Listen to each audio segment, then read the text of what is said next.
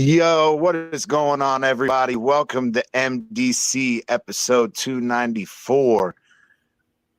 It's a fast start and a shit finish on offense. I got Yes, your it boy is. CT, Bleezy, and MCJB in the building. What's going on, boys? What's up, fellas? What's going on? MDC is back once again. It's been about 3 weeks, but yeah, what's happening, guys? Chilling. We got a lot to fucking talk about, as always, with these fucking fins. What's going on, MC? What's up, Juice? What's up, dude? Who's that guy? I don't know who that is. Who is Juice? Anyway, MC, what's MC going brings on, the boys? juice. Hey, let's get right into Oh. some official MDC business, before we start chopping it up. Are you guys freshly out of? Oh, you already know it, Mikey.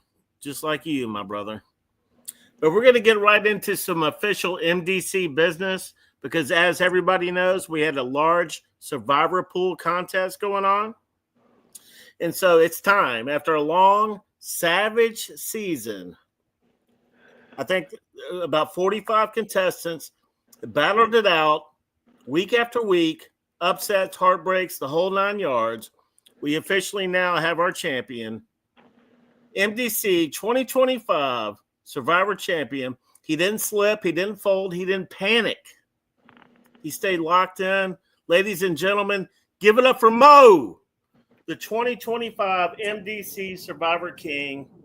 He wins a $30 Amazon gift card. It's going to be emailed to him. It's that simple. That's how we do it. We're going to have more contests in the future, free to enter. We don't charge. You jump in for free. But in the future, you're going to need to be a subscriber. And so, hey, right. Mo did it. Mo did it. Him and Chambo went toe-to-toe the past 4 weeks.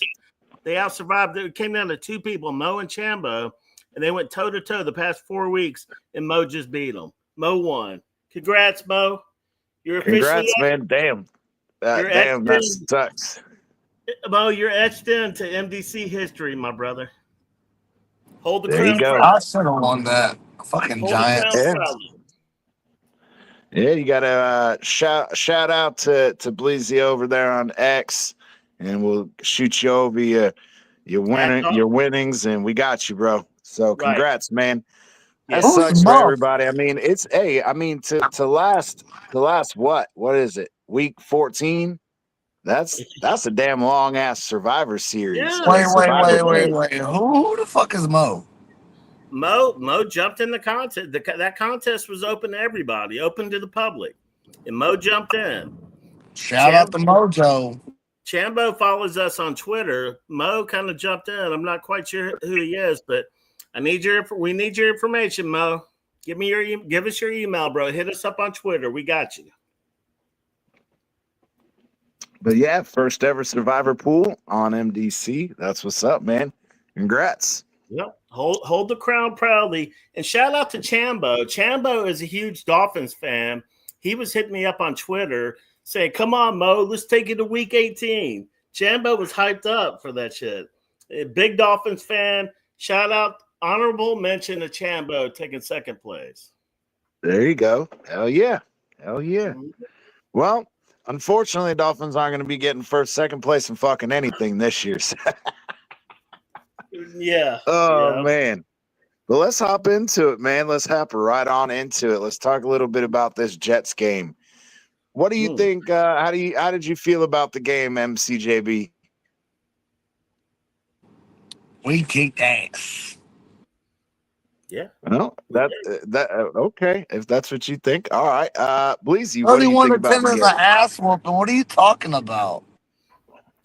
I think we're we gonna got get off into it, MC. Go ahead, Bleezy. I think we got off to an incredible start, and I don't really know what happened after that. I'm not sure. We kind of got away from the run game. I'm kind of really not sure what happened, but hey, we got that W, man. We're on a streak.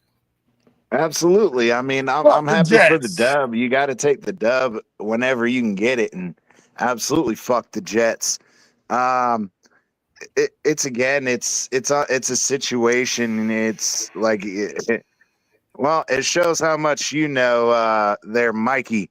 It wasn't their emergency quarterback, so they were the backup. He was the backup quarterback for 2 weeks. Technically, if you While want to think about it, it kind of yeah, but was Justin Fields has been injured. Justin Fields.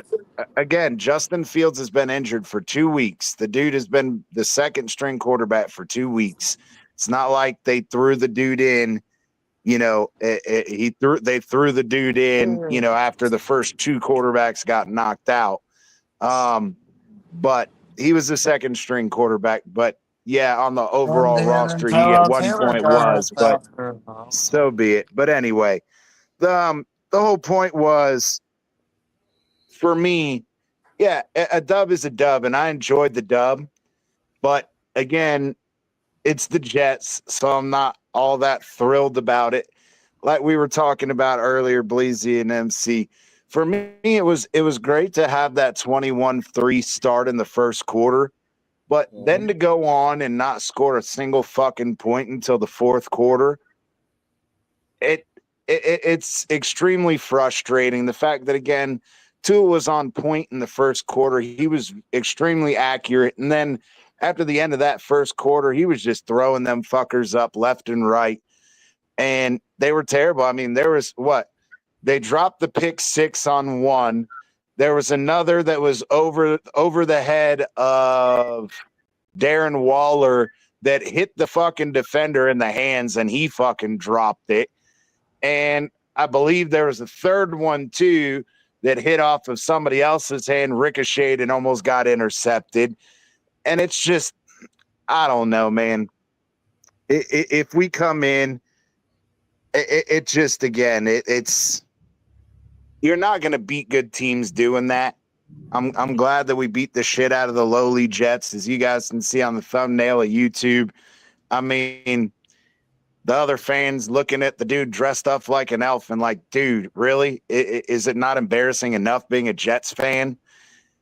But at the end of the day, I mean, it's a dub, but it really doesn't fucking mean anything. And just like we were talking about, in all reality, when you look at all the teams, I mean, we got teams like the Ravens, who are in the same spot as us, and Kansas City, that's in the same spot as us.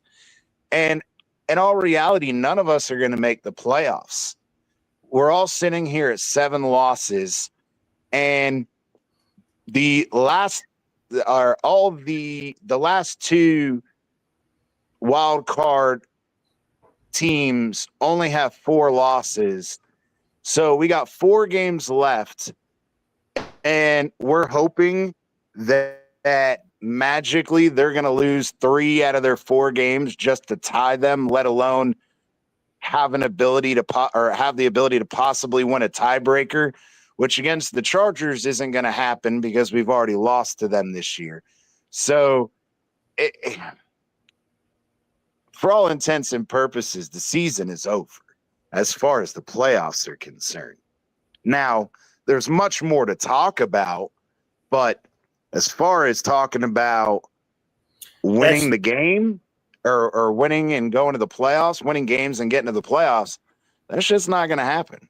You know what? That ship sailed with the start that we had at the beginning. I mean, we're not trying to be Debbie Downers, but that ship sailed with the start we had of this season.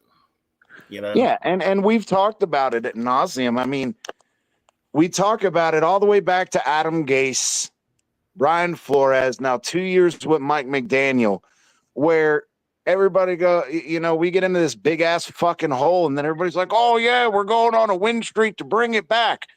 Bro, the fact that you had 6, 7 fucking losses before you had 3 wins, and in the case of Brian Flores, you were 0-7, and then, we're going on a streak. Okay, but you shouldn't have fucking been 0-7 or 2-6 or 2-5 and 1-4 or 1-4 or 1-5 when it was Adam Gase. Like, when is this team going to stop fucking starting fucking slow and finishing? You know what always got on my nerves the past I can't put it, per season, but the past 5-7 years, it always seemed like the very first week 1, week 2, all of a sudden we're looking for offensive linemen. All of a sudden, oh shit, we got to bring in a free agent, and they're all gone. They're shit at that point. And so maybe the fact that Chris Greer is gone, maybe these starts like this might not be that bad in the future. Maybe if we build this fucking roster up right, I don't know. Yeah, I mean, to be honest, it's always been, the offensive line and all that bullshit. Well, I mean, the offensive line isn't playing terrible right now, but it's not They're good playing either. good right now. I mean, good. I wouldn't say good. There's still a lot of fucking issues, especially in pass protection. But I mean, the run game's coming on. Yeah, but we all knew that. I mean, as soon as we got Austin Jackson back, Austin Jackson is a road grader. He just sucks at fucking pass coverage, as always. And again, I mean, you talk about Mike McDaniel. Yeah, he finally came in and he made this 6, offensive lineman package, the heavy or whatever the fuck he calls it. I don't really care, but it's like, okay, great. It's working now. Well, why don't you come up with that shit at the beginning of the season when we only had 4 losses? Mm-hmm. And I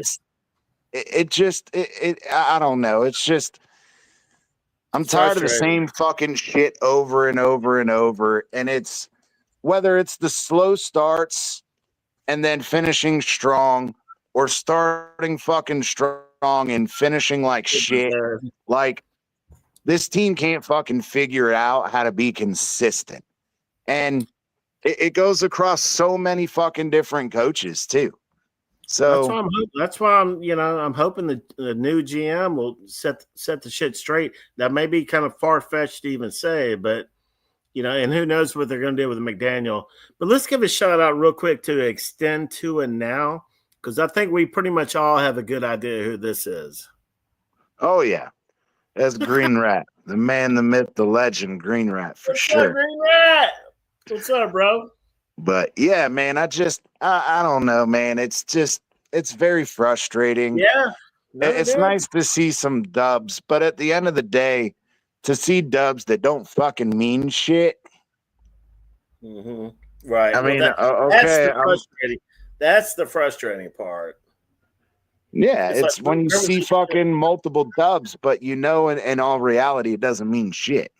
Mm-hmm. Right. That's the boy. It's the Green Rat on. We know it for sure. We already know. Yeah, I mean, it just at the end of the fucking day, the dubs don't really matter. And then you got to talk about, as we have continuously, now that Greer's gone, is it a Greer issue?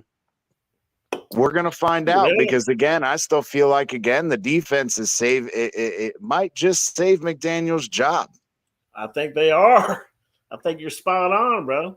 If he keeps, I don't even want to get into how many wins he would need, but I think he's kind of come on. If he wins a couple more, I would probably say he's good. I guess it depends. We got 4 games left. We only have 4 games. So, and that's the thing. So say we come out, obviously the Pittsburgh game on Monday night is going to be a big one. We probably know whether or not the Patriots end up fucking, on their tear. They may end up having the first round bye anyway. So they probably sit their fucking starters.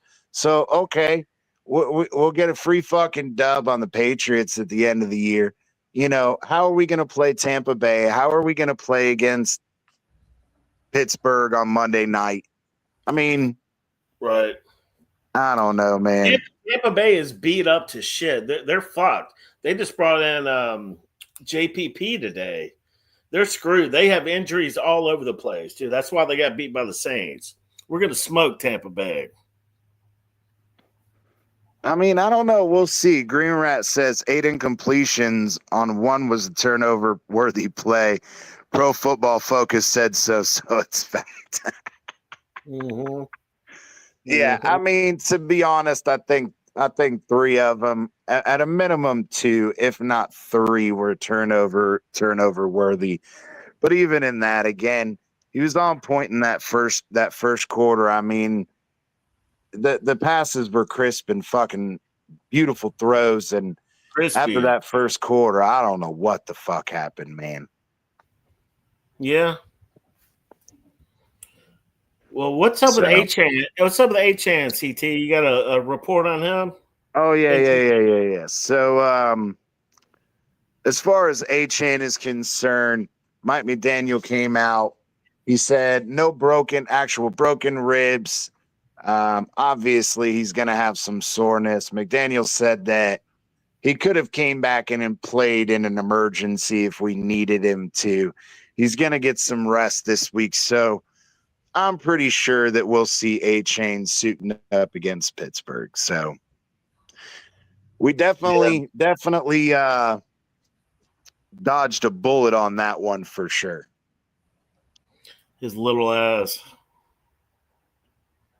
out there getting banged up. He's a beast, dude. I love A-Chan. You know, I always have. I was on the show with you and Big Philly when we drafted his ass, and I went nuts. I love that pick. That's been my favorite pick the past 20 years. Because I'd watched him at A&M, dude, against Ole Miss, and he balled every time. He was a beast in college. And he's doing it in the pros now too, man. Yeah, I mean, he's absolutely been balling, and now, I mean, we think about it. I mean, are we going to be able to fucking keep his ass? He's gonna have a high price tag, my brother. So price I mean, let that man get paid, because you know what? Because I think he kind of learned a little trick from Tyreek, man, because he can line up a receiver too. That man's got the whole bag of tricks.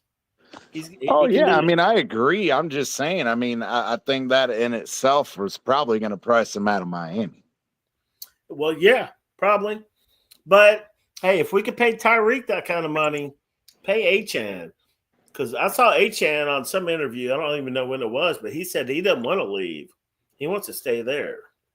You know, but he's going to go with it where the money is. No doubt about it. Absolutely. And I mean, I don't blame him. Then you think about again, you know, we were talking backstage about Rasul Douglas and how everybody was shitting on Rasul Douglas. Oh, there's a reason he's there and nobody's picked him up and whatever. This dude's playing like his fucking hair's on. Like, this dude's playing the fucking beast mode. He had the one interception. He almost had another fucking interception early in the game. I mean, yeah, he was injured for a couple weeks, but he's been balling all season. Jack Jones had his couple games of being good. Now, he got picked on yesterday or Sunday. Yeah, he got picked on yesterday quite a bit. Jack Jones? Yeah. He had a couple times he got his ankles broken, and one of them I remember he got beat bad, but the receiver fucking dropped the ball, so he got away with that one. Yeah. But we all knew that Jack Jones was going to be feast or famine, you know. He's so aggressive that he's going to get beat a few times a game. Jack, yeah, but he's athletic. Like you said, he can make up for it. He can. What's good? Big Oats. Big Oats in the building. What's up, Big Oats? But yeah, man, I mean, I really do. I feel like, again, it's fun to see the wins as a fan, but knowing that they don't mean shit kind of just frustrates you. I mean, like I said, it's kind of hard to, when you get off to a start like that, we all would like to think we have a chance at the playoffs, but that ship has sailed. I hate to say it. That ship sailed fucking 3 weeks ago. It'd be crazy as hell if we made the playoffs. What? Is it? Oh, that's Raphael, Big Oats? I was wondering who Big Oats is. The That's what's going on, Raphael. What's up, Rafi? He said, why did McDaniel call for a pass play instead of a run play on 3rd and 2, incomplete pass, and we punted the ball? Yeah, I mean, I don't know, man. I don't know, dude. I mean,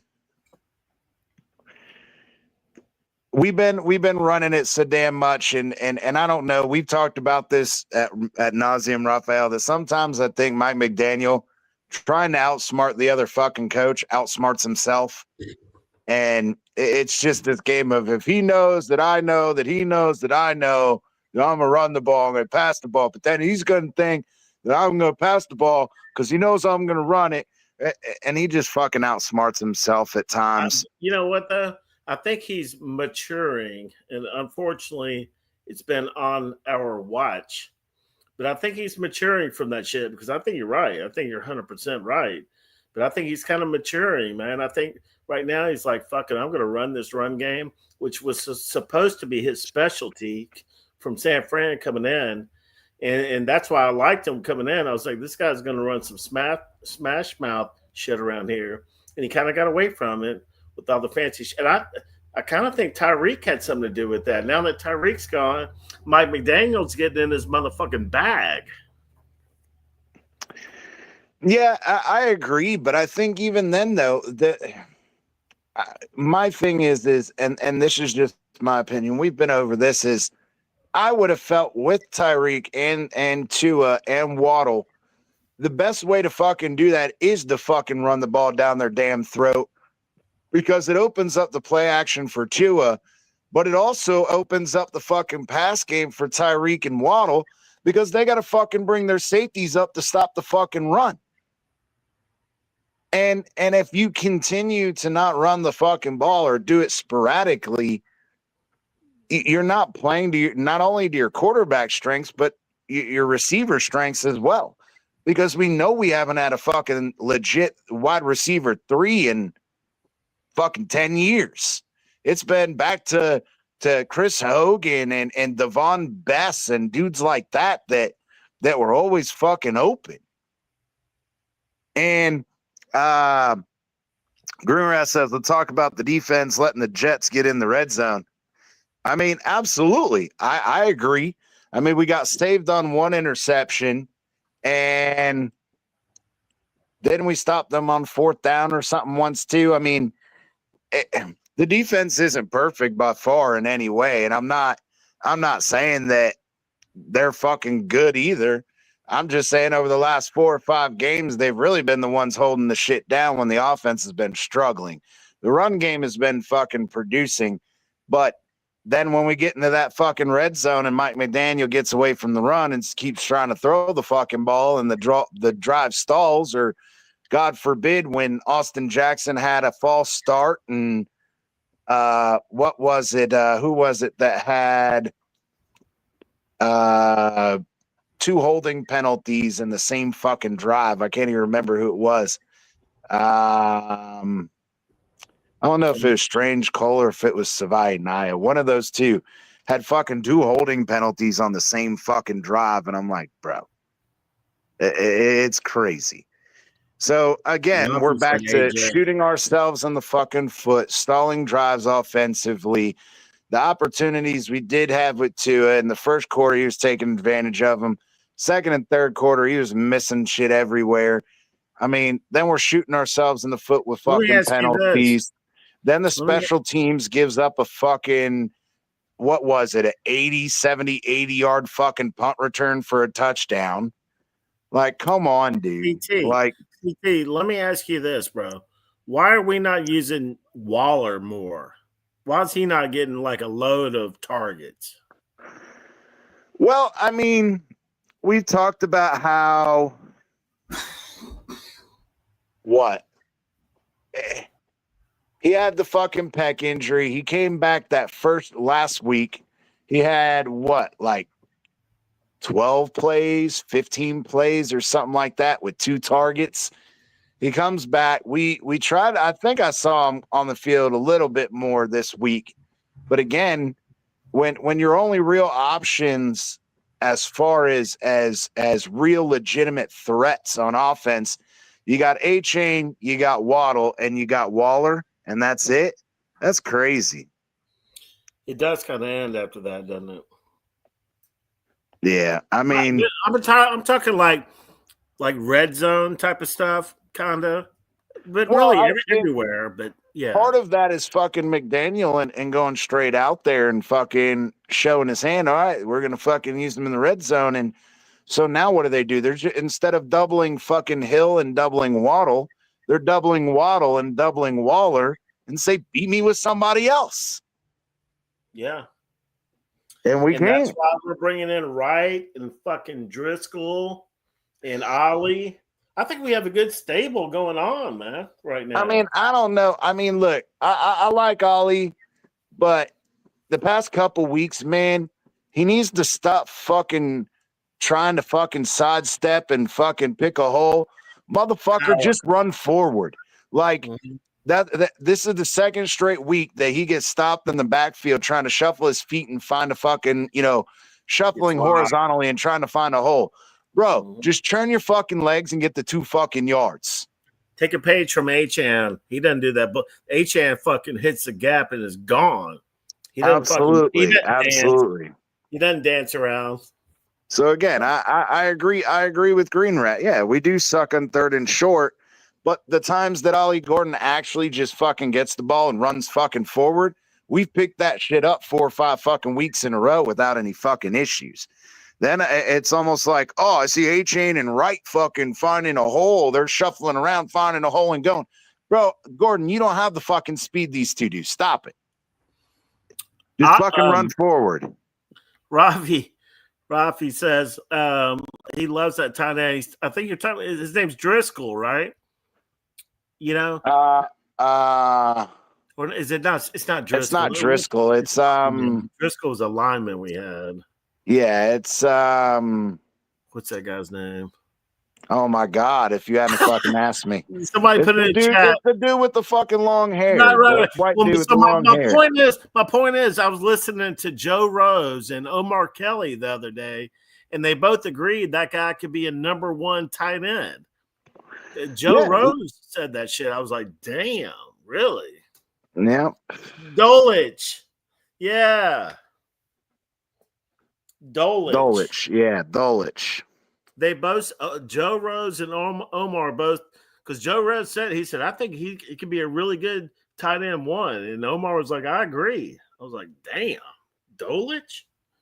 I was like, we got Waller in the building, but all right.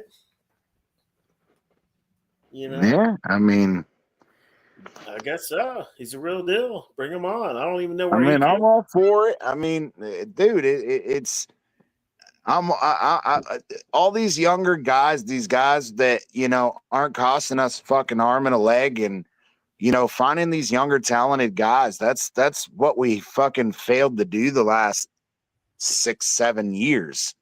It's let's go fucking F them picks and spend all our fucking money.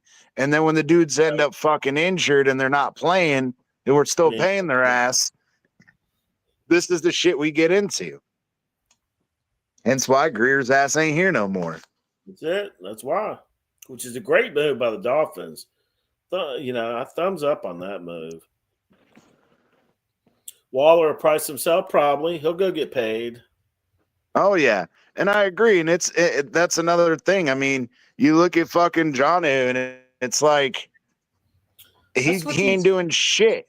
He ain't doing shit in Pittsburgh. I mean, that's what these guys do, and we would all do the same thing. You're out there to build yourself up for a bigger contract, No, and I agree. I agree. I just think that, again, it's one of those things. Okay, you can give Greer a little bit of credit. He didn't fucking overpay for Jonnu, but I mean, he overpaid for 10 other fucking guys, and 3 of those guys, they never played a fucking down for us. Or when they did, they got injured on some minor bullshit and was like, nah, I'm going to sit out the rest of the year and collect my paycheck. But, I mean, it is what it is. I mean, like I said, I think that the defense has played well enough to help us win games this year. whether or not it's going to end up, we played well enough or Ross feels good enough to bring McDaniel back. I mean, I don't know, bro. I think it's up in the air. I think in these last 4 games will tell the truth. Yeah, and yeah, Green Rat brings up a good point, and Darren Waller has said that the only 2 people he'd play with is John Gruden or John Embry, who was his tight ends coach. So, yeah, I mean, we'll see. I mean, maybe Gruden gets back in the league next year. Who knows? So, yeah, it's interesting. I like Waller. I don't even know what kind of contract we have on him or any of that, but dude's a beast, man. That's what I was saying. The problem is again, I feel like he's almost like a Gesicki, where he's just a one-trick pony. People know he's a receiving tight end. He's not a good blocking tight end, and so the blocking part is kicker, I guess. Yeah, and that's where I like this Dolchich guy because he can do both. I mean, he's not a fucking prolific pass catcher, but I mean, he's serviceable. It's like we had what's his name before he went to fucking the Bills, and then he shit his fucking career out there. Oh my God, no, it wasn't Shaheen. It was the other one. Oh God, I know you're talking about. It was Shaheen and the other dude. But again, he was a good blocker. He wasn't a great fucking pass catcher, but the dude could catch the fucking pass when you called on him.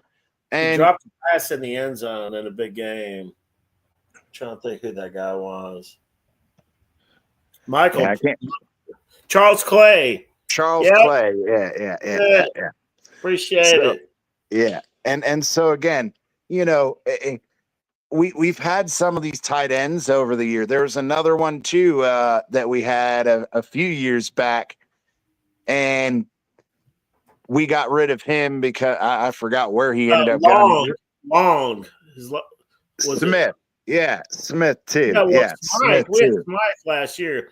Smythe. Yeah, Durham Smythe. Yeah. We drafted a tight end 4th round. Hunter Long, I think was his name.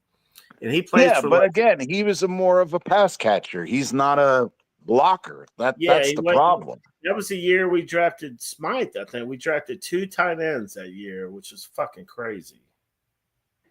Or maybe that was the year we drafted Gesicki. Yeah, no, we drafted Durham Smythe when we drafted Gesicki. Right, okay, yeah. That's when we drafted. Yeah. Right. And so again, it just I feel like again, we have guys like that, Charles Clay, Durham Smythe, that we weren't paying shit tons of fucking money to. They could block and they could fucking catch the football. No, are they a Darren Waller or Gesicki or whatever? No, but I don't really feel like this offense fucking needs that. I think our offense does need a tight end, because just like when we went to Driscoll, we were running. Driscoll was wide fucking open for, what do you run, 25 yards? I think a good tight end. Yeah, the Dolchich. Yeah, Dolchich. You're right. I think a solid upper level tight end really complements this offense. But we also need receivers. I actually think maybe we should go receiver in the draft, like early. Yeah, and that's where I'm getting at, though. I feel like everybody's focusing on trying to get these massive superstars at tight end, and it's like, oh, it's going to fix all the other shit. And it's like, no, because just like with the Gesicki shit, you telegraph what you're fucking doing. Unless you have a tight end that can block and fucking catch passes, they know what he's they doing. know what you're doing. And on top of that, you're going to come in and, we have Waddle and nobody else at receiver. I mean, don't get me wrong, I like Malik Washington, but he's again inconsistent. I mean, there are times where he'll make good catches and whatever, but it's not like he is in the return game where he can flat out just use his speed. You know what I mean? Where just like with Waddle, when Waddle first came in, and just like Cedric Wilson had the speed, the problem is when receiver or when DBs get up on you and they're impeding you and they're fucking, trying to jam you at the line of scrimmage and you can't get off, then your speed is null and void. Right. Malik Washington I think he's got talent, but I think he's so far down he's like the 5th option or some shit. They're not even looking at him normally. Yeah, and again, just like Rafi said, NWI is MIA in Miami. Yeah. I mean, we've had all these big body guys, and I think that is really something that's missing is a guy who's a la Devontae Parker, who's a possession receiver, but can actually stay healthy. I think that adds, again, something good to this offense. You don't necessarily need a Hill and a Waddle and another, fast wide receiver. I just feel like, again, at some point, defenses catch on to this shit. They know it's the timing shit, whatever. Okay, that's fine and that's dandy. If you have a possession wide receiver that can take over a game like that and say, okay, you want to play it that way, I'll just fucking throw it to my possession receiver and see if you can cover his ass. Right. Instead of Malik, we need a 6'4" receiver over there that's a baller. Yeah, exactly. I mean, you get a guy like, and again, I know Justin Jefferson is a possession guy, but he's also got speed. But you get a guy with his size and his 50-50 ball ability, his ability to fucking box defensive backs out. That's kind of what this fucking offense is missing. And then it's not as important for you to have some, high caliber fucking tight end who's going to be a pass catching star, because then you don't have to telegraph your fucking pass and run plays. Rafi says, not another DV. We need another DVP, but not in the first round. We need to pick one up in the 3rd or 4th round.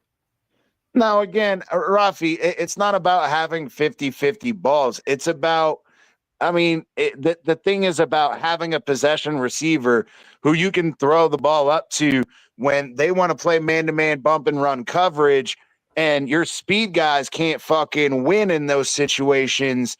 Then what do? You use your big-bodied wide receiver to your advantage.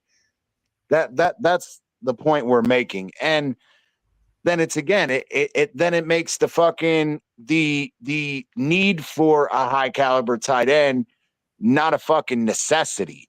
And then you can go out and spend those extra picks. Obviously, we still need to fucking address the offensive line.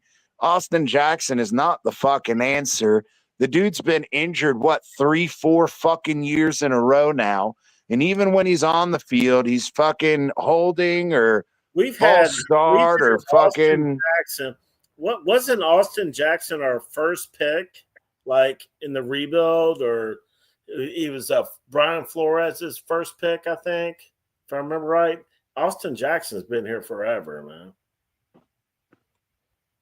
He was drafted so early on. He was drafted before Tua and Waddle, if I remember right. Say that again. I'm sorry. I was just talking about Austin Jackson. He's been here forever. I think he was Brian Flores' first pick, if I remember right. Yeah, I don't remember that long ago, but I remember, we've drafted so many offensive linemen, and it's just, again, it's drafted with Tua. Yeah. So, agreed. And it's again, it's this situation where the last 3 or 4 years he's been fucking injured, and bringing up bad fucking memories. Tua, AJ, and fucking Noah. He did not bring up Noah.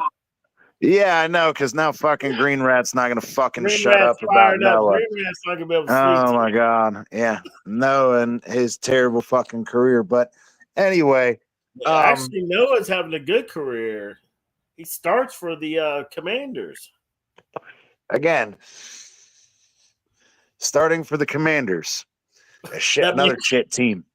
Yeah. So, anyway, but, the whole point is, we still have fucking issues to address on the O-line. We still have issues to address on the D-line. I like the way that Zeke Biggers is playing.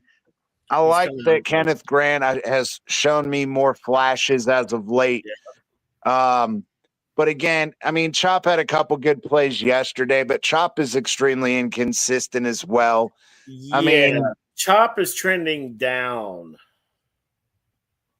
yeah, he said Noah's Ark. Yeah, Noah's Ark fucking sunk a long fucking time ago with everybody fucking on it. All the animals were on it. Green Rat loves him some Noah. Rafi was poking fun at Green Rat. He said Noah's Ark. Mm-hmm. But yeah, man, I mean, again, another Solomon Kinley and Robert Hunt. I mean, Robert Hunt was a good pick. Solomon Kinley was trash. Yeah. The guard out of Georgia. I remember Isaiah Zada, we picked up that guy too. That guy was fucking trash. I mean, Chop trending up. I don't know. I hope Chop is trending up. I don't know if he is though, bro. I mean, I've seen a couple good plays from him that, this past game. A few games ago, he had a couple good plays, but he'll have a couple good plays in this game, and then he'll disappear for a game or two, and then you'll see a good play here or there, and then he'll disappear for a game or two. And it's the same thing with Matthew Judon too. Judon will have a fucking couple good plays a game, then he'll disappear for a game or two. Bradley Chubb, I mean, I don't know, man. Chubb and Judon's old as fuck. We probably need to. Our first pick probably needs to be an edge this year. Now that Jalen's gone. Yeah, agreed. But I mean, again, even Jalen Phillips couldn't fucking stay healthy, and playing up there in Philly, he's not playing fucking good either. Well, that's not my point. My point is we probably should draft an edge this year. Is what I'm thinking. Oh, absolutely, I agree. Like early. I'm just saying. I mean, good ones coming out. A couple really good defensive ends coming out this year. I mean, yeah, that might be something that we need to fucking pick up in the first round again.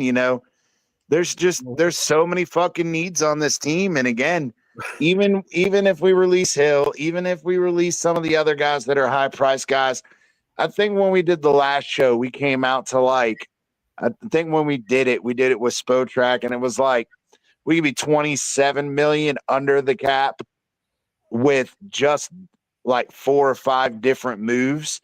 But again, what are you going to do with that money, and what are you going to do with these fucking draft picks?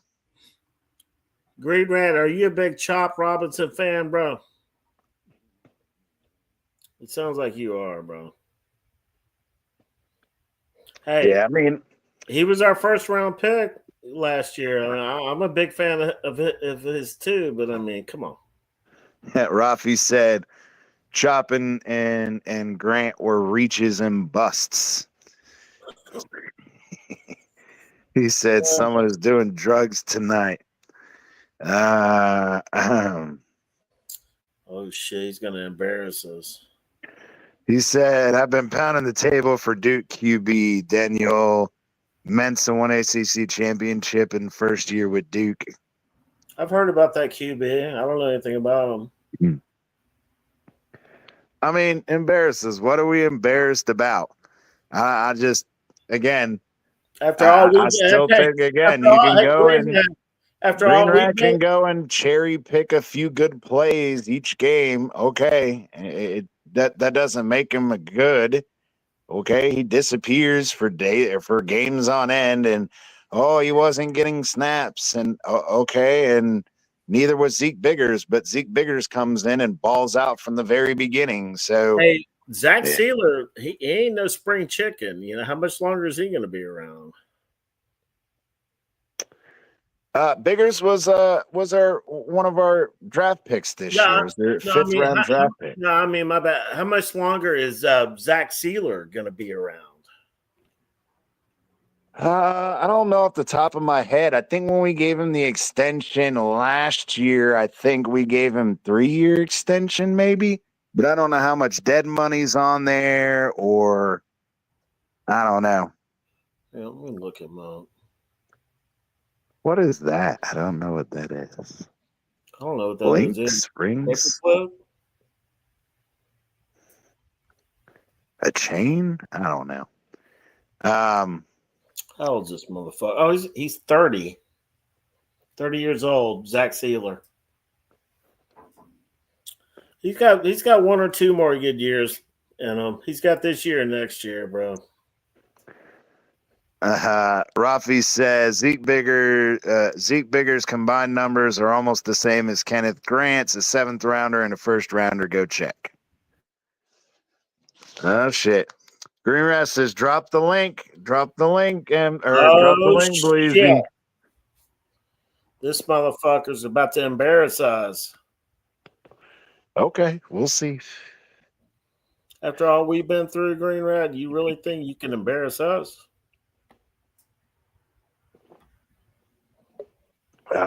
We got 9 in the building. What's up, baby? What's going on, everybody? What's up, fellas? What's up, fellas and ladies? You know the ladies are probably coming in. Yes, sir. Yes, sir. Come on, Green Rat. Give us your best shot, bro. We're ready. But, yeah, I mean, like I said, I feel like in all reality, you come in and you talk about, you know, all the draft picks we've had and where we're going and what we're going to end up doing. I mean, I just hope that this new guy, whether, you know, they keep him at the end of the year or not, he fucking drafts better than Greer did. But the man, the myth, the legend, Green Rat in the building. What's going on, brother? What's up, guys? What's up? No, it wasn't literally you guys. I was giving Raph more shit than anybody, but Chop and stuff. He wasn't really even playing when Phillips was here. He was getting very few snaps with the rotation of Phillips, Judon, and Chop and stuff. But since Phillips left, he's been picking it up quite a bit. He's been hurt, and though, as far as what was that? Oh, he was hurt earlier this year, though, a little bit, right? Yeah, he hurt too. So, yeah, he's very similar to Jalen Phillips, to be honest, as far as I'm concerned and stuff. But if we're gonna trash our rookies on defense and stuff, I don't know. How can you trash the guys that have now been able to stop the run, and it's been all 3 rookies that are doing it? No, and I mean I'm not trashing them. I'm just saying that we know, just like with Wilkins, that very first year he was fucking hot garbage. We all know that. He had terrible fucking pad level, and it was just bad. And so I'm not giving up on Kenneth Grant. I just think that again, he's slowly coming on. Sucked, but you go watch some of the film breakdown. I watch that writer McDonald or whatever, because he likes to break down each part. I watch him too. Yeah, I watch him too. Yeah, Grant's really improved on what he's been doing here, from how bad he was earlier in the year. But guys, we can't be stopping the run as well as we are if those 3 aren't playing really well. Biggers just finally got into the rotation a couple games ago, so I think he's doing excellent too.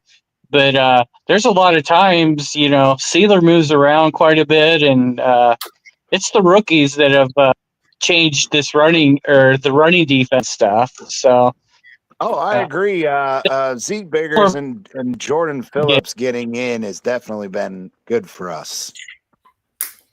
It was a comment they got me, so that's why I had to jump up here. You can't call someone a bust. What? How many games are we in this? 12 games in. Who, Chop? Or what are we? 6, 7. Well, yeah, considering Chop a bust or Kenneth Grant and no, definitely not Grant. Definitely not Grant. Nah, I do think that Chop. I do think Chop is trending toward that Jalen Phillips, oft injured.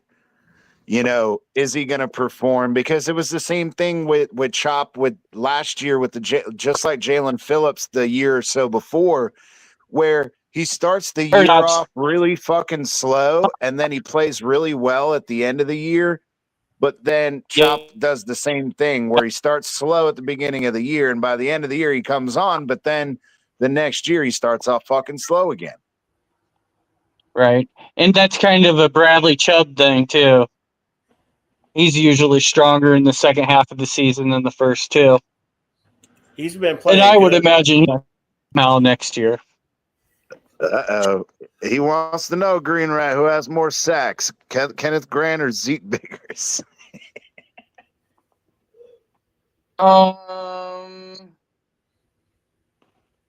Because I don't know. Oh, Grant or Biggers? Like one. I thought Grant got one the other, or did he just get a half or something?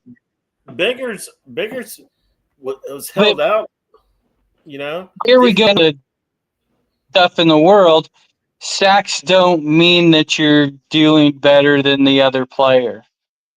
Sometimes the player's job is to take on two people, so our fucking missile and linebacker could go fucking lay him out. Biggers Zeke was has on the half a bench. sack. He says Zeke has half a sack and Grant has 0. So, I mean, again, though, and I mean, I don't really take a lot of stock into that either. I do know that, again, how many fucking years did we talk about with Christian Wilkins? Christian Wilkins didn't have any fucking sacks. That Sealer was the one getting all the sacks, and it's like, even when Sealer wasn't getting any fucking sacks, and it was all the DNs getting all the sacks, and I mean, at this point, though, I mean, hey, that can mean the defensive tackle is still doing his job. He's in there fucking plugging two people. That's why the other guys are in there fucking feeding. No, that's how the other guy or the guy around him. I've seen a bit of Chop looping around and going to the inside and stuff, lists and stuff like that. So I mean, it is what it is. I'm just amazed on how well he gets the since as bad as they were for a while. Yeah, no, I agree. I do agree with Rafi, though. I mean, you're talking about a first-round pick versus a seventh-round pick. I do understand that. But, I mean, I don't know if I would say that Grant's a bust per se, but he's definitely underachieving. And I think that Biggers has come in and played extremely well right off the bat. But not every fucking player does that. I mean, again, Christian Wilkins wasn't like that. Sure as hell. What was the dude that we got rid of before? God, I can't remember his name. Before we had Wilkins. No, the one before we had Dominican Sue. No. It was after that. Way after, and Dominican Sue. Can't remember his name, but the dude for the first couple years we had him, he didn't do well. And then he did well, but then again, he priced himself out of fucking Miami. So, Raekwon Davis sucked. Raekwon Davis sucked. He was terrible. He was, Grant was around. I said Grant was a first round and stuff, but he's thrown in to the Wolves right away, and he's learning, and have to look at Biggers. He's had back, learn. Shout out to Georgia Tech. And he's got inserted of himself. I mean, fuck. I'm not bitching about anything because the fucking front four are pretty fucking solid right now. I agree. Yeah, it was the first. It was my bad. Rafi got it. It was the first Jordan Phillips that we had, where he had that first 2 or 3 years just slow as fuck, and we were like, "Is this dude ever going to come around?" And the last 2 years, he played fucking well for us, and then it was like, "Oh, not fucking gone." Then he went to Buffalo. He went. Hey, Green Rat, if I know it's early, so I mean nothing serious, but if you had, say it's a draft right now, what position would you draft first? First round, pick number 12. Where would you pick? What position? Absolutely receiver. I like it. That's what I'm thinking too. Exactly. What do you think, MC? We're picking at 12. Where are you going? Number 12. Yeah. As of right Yeah, now, we're if that we had low. pick 12. Oh, okay. Linebacker. Wait, no. My bad. Oh, fuck. Put me on the spot. Take I your don't time. know because everything's connecting. It's kind of I guess running back. I don't know, Running. man. Because listen, we're connecting right now as a team. I don't know. Okay. Oh man, hey, Fair enough. this is what I was saying earlier. Rafi's pulling a CT. He said we need a DN, we need a cornerback, we need a safety, Safety. we need a free Yeah, safety. pretty much. Oh my god, it's funny. I mean, I agree, but we only get one pick. I got it. Front management. Get rid of the fucking owner. Yeah, well, that ain't I happening. think So get over that shit. You know, the more I is think shit about it, out. I'm thinking receiver or edge is where I'm going. My bad. Hey, my bad, Green Rat. I don't think we're not trying to cut you off. You just you're breaking in and out, so it's hard to hear you.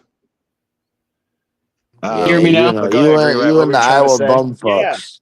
We got you now. As far as quarterback and stuff, I think if people are wanting that this year, I think they're sadly going to be disappointed because I think there's going to be like two guys that are coming out that are worth the damn, and they won't be there we pick.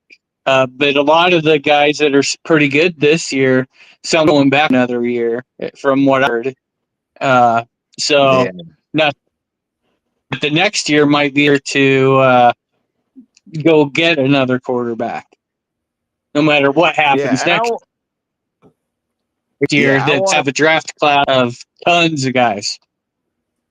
Yeah, and now I swear to God, if everybody doesn't shut the fuck up about Lenora Sellers, I swear to God, I'm gonna blow a I know. fucking gasket.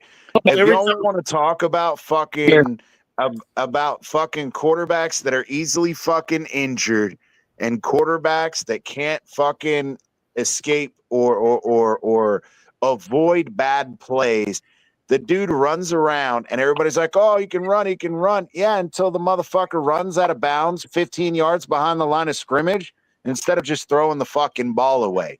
Or, when he fucking hangs onto the fucking ball and hangs onto the ball and hangs onto the fucking ball, waiting to fucking have some fucking ridiculous long throw and whatever, and he gets fucking sacked. Or when, again, at least when Tua gets a concussion, he gets thrown to the fucking ground first. The dude got smacked in the fucking face mask by somebody while standing up, mind you. Didn't even fall to the fucking ground and got a fucking concussion. So, well, sounds like there's our next quarterback, fellas. Lenore Sellers. oh my God. Bro, so many people are, no, I'll be like, y'all don't even watch fucking Gamecock games. Please go watch one. Please go watch I'm the good. one where he gets a fucking concussion while he's standing up to throw a pass, and the dude doesn't even knock him to the ground. He stops and just smacks him face mask to face mask, and the dude fucking gets a concussion. Yep. Hey, I think we're going to draft him this year. Sorry. I'm done trolling. Juice. Come on, Juice. Keep trolling. I like it. Juice. Who the fuck is Juice? Oh my God. Juicy Juice. I don't know what that means, but anyway. Hey, Green Rat. No, like literally, I'm not even my bad. I'm sorry. I just wanted Rafi said a stand-up concussion. I pissed standing. I don't know.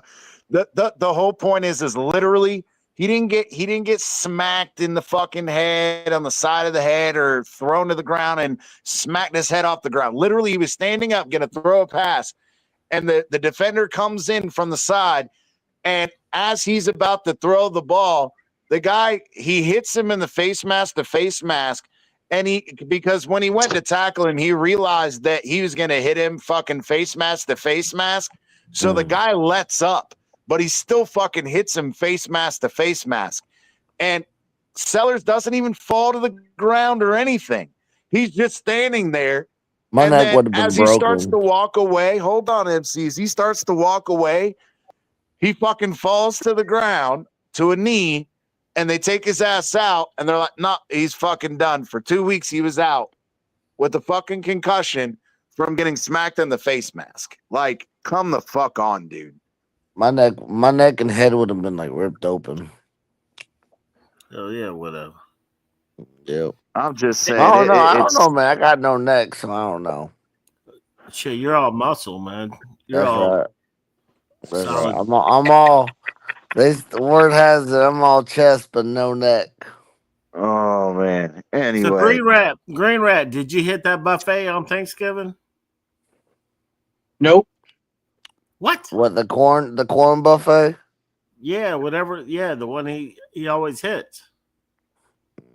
Oh, mom had Oh. have it at her house. Ruined my whole day. shit. What? He said it ruined his whole day. That's fucked up. Yeah, I feel you. Yeah, he wants it. I can't believe you didn't hit the buffet, bro. Yep.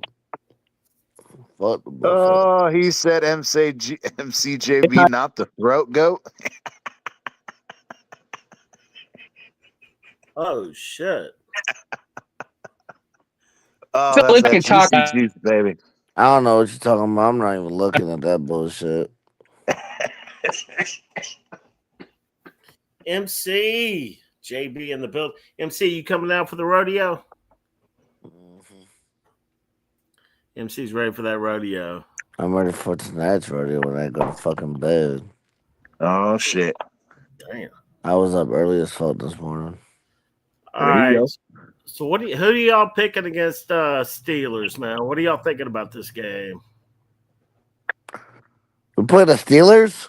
Yep, Monday night. Monday night. Steelers. God damn. Who put that on the schedule? All right, what are you calling, MC? What are you calling? Or do we need to skip and go and come back to you? I got an L. Oh, okay. Okay. All right, Damn, I'm MC. sorry. We lost to Baltimore. We can't. They just beat Baltimore. I got an L. I don't even want to tell a score. Oh, he's already done with it.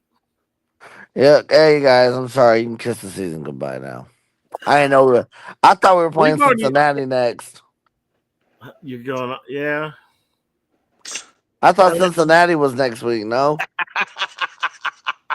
Oh, I gotta put this one up. He said we're 1-7 in cold weather games to solve the problem. Yeah. Oh god, that's great. That's fucking great. Tell him to wear 2 sets of socks. I mean, He'll be all right. MC, you can run up there. Pittsburgh probably ain't that far. Fuck You're- Pittsburgh. You're around Atlanta. What is that? Probably about 6 hours. Fuck no. No. Fuck that weather. Jet up there, jumping that. Hey, that would be a good time. That they play at Hell no. What's the shit to Three do up Rivers there? Stadium Monday night football game. Man, I ain't fuck going to that. Pittsburgh. You got me fucked up. Bro, I already got a foot of fucking snow in the last 3 days. I ain't trying to go up there. Fuck And that. he don't live in. And he ain't above the Mason Dixon. He got me fucked up. That's You funny. know, it's all good. I think as far as the Monday night game, man, I think we have a lot of momentum. I don't think Pittsburgh has a very good offense. I think we're gonna win that bitch. I really do. I hope we do. Rafi said Tua needs socks on his ears, his arms, and over his eyes so he can see. Bruh, Yeah. he need a sock. He need to put a sock over his head. Oh man, that's funny. I think it's going to come down to the same old bullshit like every fucking NFL game does. It's going to come down to special teams and turnovers and penalties. Aaron Rodgers, hopefully we can take Aaron Rodgers' Achilles out and have a chance. Oh, damn. That's fucked. Well, no, he actually ran for a touchdown this weekend, so we'll let's see. Fuck his ankles up. What do you think, Green Rat? What are you calling for Monday night? I think everybody's Northbound. What? Say it again. You were breaking up All again. the way. I'm gonna drive Broke up after this again. and come. You broke up again. Drop out and come back in. Let's see if that'll fix it. All Yeah, I right. wanna- But yeah, I'll go while we're waiting on him to hop back in. I actually do think that we win this game. And the reason I think we win this game is because it doesn't really fucking matter. And I feel like this team tends to do much better when there's no pressure on them. And Right, I agree. I feel like this is a game where there's no pressure because we already know that we're not going to the fucking playoffs. So fuck it. And I think that Mike McDaniel and his job on the line and blah, blah, blah. I don't think they've quit on him. And I do think that we win this game. Green Rat, go ahead, brother. We're going to the fucking playoffs. Knock this shit off. Oh shit! Oh, shit. He's coming in clear as a bell. He's clear as a bell now. Now, the question is, Green Rat, we are 3 games behind the last playoff team, which means in the next 4 games, 2 of those teams need to lose 3 out of their last 4 games. Just How do you remember, them fucking stinky Bills fucking did it last year. It's our turn. Yes. Let's go. I mean, I'm not saying it's out of the realm of possibility, but the statistical probability is fucking fucking not good. astronomically now. It's not good, but yeah, I got faith. What the hell? What else do we have? You know, why not? I agree. Like I said, I'm enjoying the fucking wins. And like I was saying, I don't know if you heard it when you were gone. I was like, hey, I really do feel like we win these next few games, especially the Steelers game, because I feel like the team knows that they really have no pressure on them, because in all reality, they already know essentially everybody is counting them out. So statistically speaking, counting them out for the playoffs. So for them, it's really about playing for fucking pride and playing for Mike McDaniel at this point. And we all know that when this team feels like they don't have pressure, they ball the fuck out. And I see us winning Monday night. Oh yeah, I think we could win Monday night. I guess I've just been frustrated with a bunch of Miami fans and everybody bitching about the offense and this and that, and bitching about Tua. And I mean, just take for last game.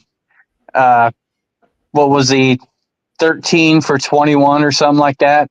8 bad throws or 8 incompletes, 2 tips, 1 pass breakup, 1, oh shit, you just about threw a pick by the end zone. And I think, what was the other one? Oh, that lateral, which was kind of ugly, but it was forward.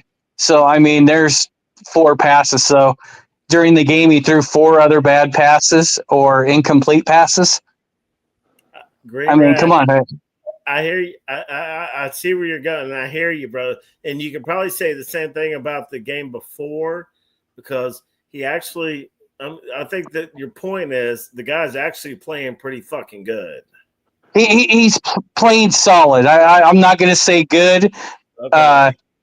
I mean, it's just solid. I mean, but he's throwing the ball so little that if he doesn't throw the perfect pass, people jump on it. I mean, that throw to Waller, it was, I think, a linebacker or something that dropped back, got his finger on it, and it went over Waller's head. Otherwise, it drops in right perfectly for Waller. I mean, that was the first one. And then there was a rollout, I think, to the left. Tua was getting pressure, and when he tried to throw the pass, the guy tipped it. The guy was 3 or 4 feet from him, and he got a hand on it. Well, there's one there. Then there was another one. The defensive player dove and got a hand on the ball. That isn't almost picked. It wasn't. He was reached and intercepted. He just had a pass breakup. Now, the one in the end zone, whew, that was a 50-50. Yeah. That almost turned into a pick six. So, yes, one bad pass, but it's like he has to be perfect for everybody, and it's fucking ridiculous, to my opinion. But McDonald's running the fucking ball. And you guys wanted to run the ball, so we're running it. But when we get inside the red zone, well, when we get inside the 10-yard line, we can't run. Not very well, anyhow. That's when you break out Waller. That's when you fucking go to Waller every fucking play. That's what I was saying earlier. Yeah, but the thing is we did that, but everybody wants to run the ball. But the thing is again, we did that with Waller, and he was fucking double covered, and Tua almost fucking threw it right into a fucking pick. And that wasn't the last game, but it was the game, not this last game, but the game before when he was double I don't know if it was going to be a pick, but he did throw it into a lot of traffic. Definitely. Yeah. I wouldn't have thrown that ball. No. And the thing is, but that's where I said earlier that's where defenses go, okay, we used to fucking double Hill and double Waddle in the red zone. Well, there ain't no more fucking Hills, so we're going to double Waddle and we're going to double fucking Waller. Beat us with somebody else. And the problem is Green Rat, I agree with you, the last 2 weeks, especially inside the 10, when we brought Ollie Gordon in, I don't know. I don't know if he just fucking thinks that he's A-Chain all the fucking sudden or Jalen Wright all of a sudden. But instead of just running fucking forward, he's trying to fucking skip around in the backfield and find a fucking hole, and we lose yards on it. And it's like, dude, you're not I don't even know if it's running back. I know what you're saying, but I don't even think he had anywhere to go in most of those. I mean, Ollie needs to hit the hole. He should know not to fucking dance. What happened to Green Rat? I don't know. He could hop back on, I'm sure. But yeah, I just that's kind of how I fucking feel. It's like, oh yeah, he did. I mean, you're right. But hey, how do you feel about Jalen Wright? Jalen Wright came on, huh? Now, see, this is an interesting topic, and I will say this. Early in the year, when Jalen Wright was getting opportunities behind our trash line, he was fucking trash too. Yeah. He was trying to dance around, and he didn't want to just find a hole and fucking stick it in, right? Yeah. The issue is now all of a sudden Austin Jackson's back. We have this 6-man package with Borum in there. All of a sudden, Jalen Wright's running decently. I wouldn't say he's running well, but I wouldn't say he's running like trash like he was at the beginning of the season. So I agree with Rafi. I think it's a meh. Okay. That's kind of how I feel. That's why he's back up. But when he came out of the draft, if I'm not mistaken, he ran like a 4.3 something, 4.38. 4.3. He ran a 4.32. 4.3. Yeah, I mean that's crazy. That's but crazy. The thing is again though, and how many times have I told you, Bleezy? Fucking running a 40-yard dash is not the fucking same thing as playing football. Mm-hmm, it's great to fucking say, okay, you can run fast. Well, there's a lot of fucking track athletes out there that can fucking run fast as shit. They can run 4.3s and 4.2s. Right. But they can't play football because, again, you add that 5 pounds of fucking pads and helmet, and you got somebody chasing you where you can't run in a straight line speed, and they just don't have it. It's different. Yeah. I think Jalen Wright's pretty decent. I mean, pretty quick and stuff. His first season, the problem with that was every time he was put in the game, they handed him the ball. Mm-hmm. And he'd only come in if he was going to run the ball. It's like, Tua was the running back that had the 200-yard games for us a few years ago. And they got traded somewhere. Rafi, you crazy for that one.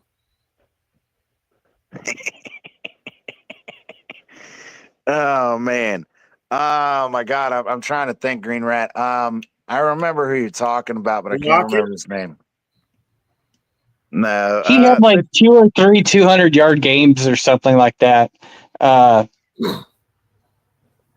it wasn't 200-yard game. Uh, Jay Ajayi. Oh, Yes. JJ. Yeah. So anyhow, his last year with us, remember he didn't do shit.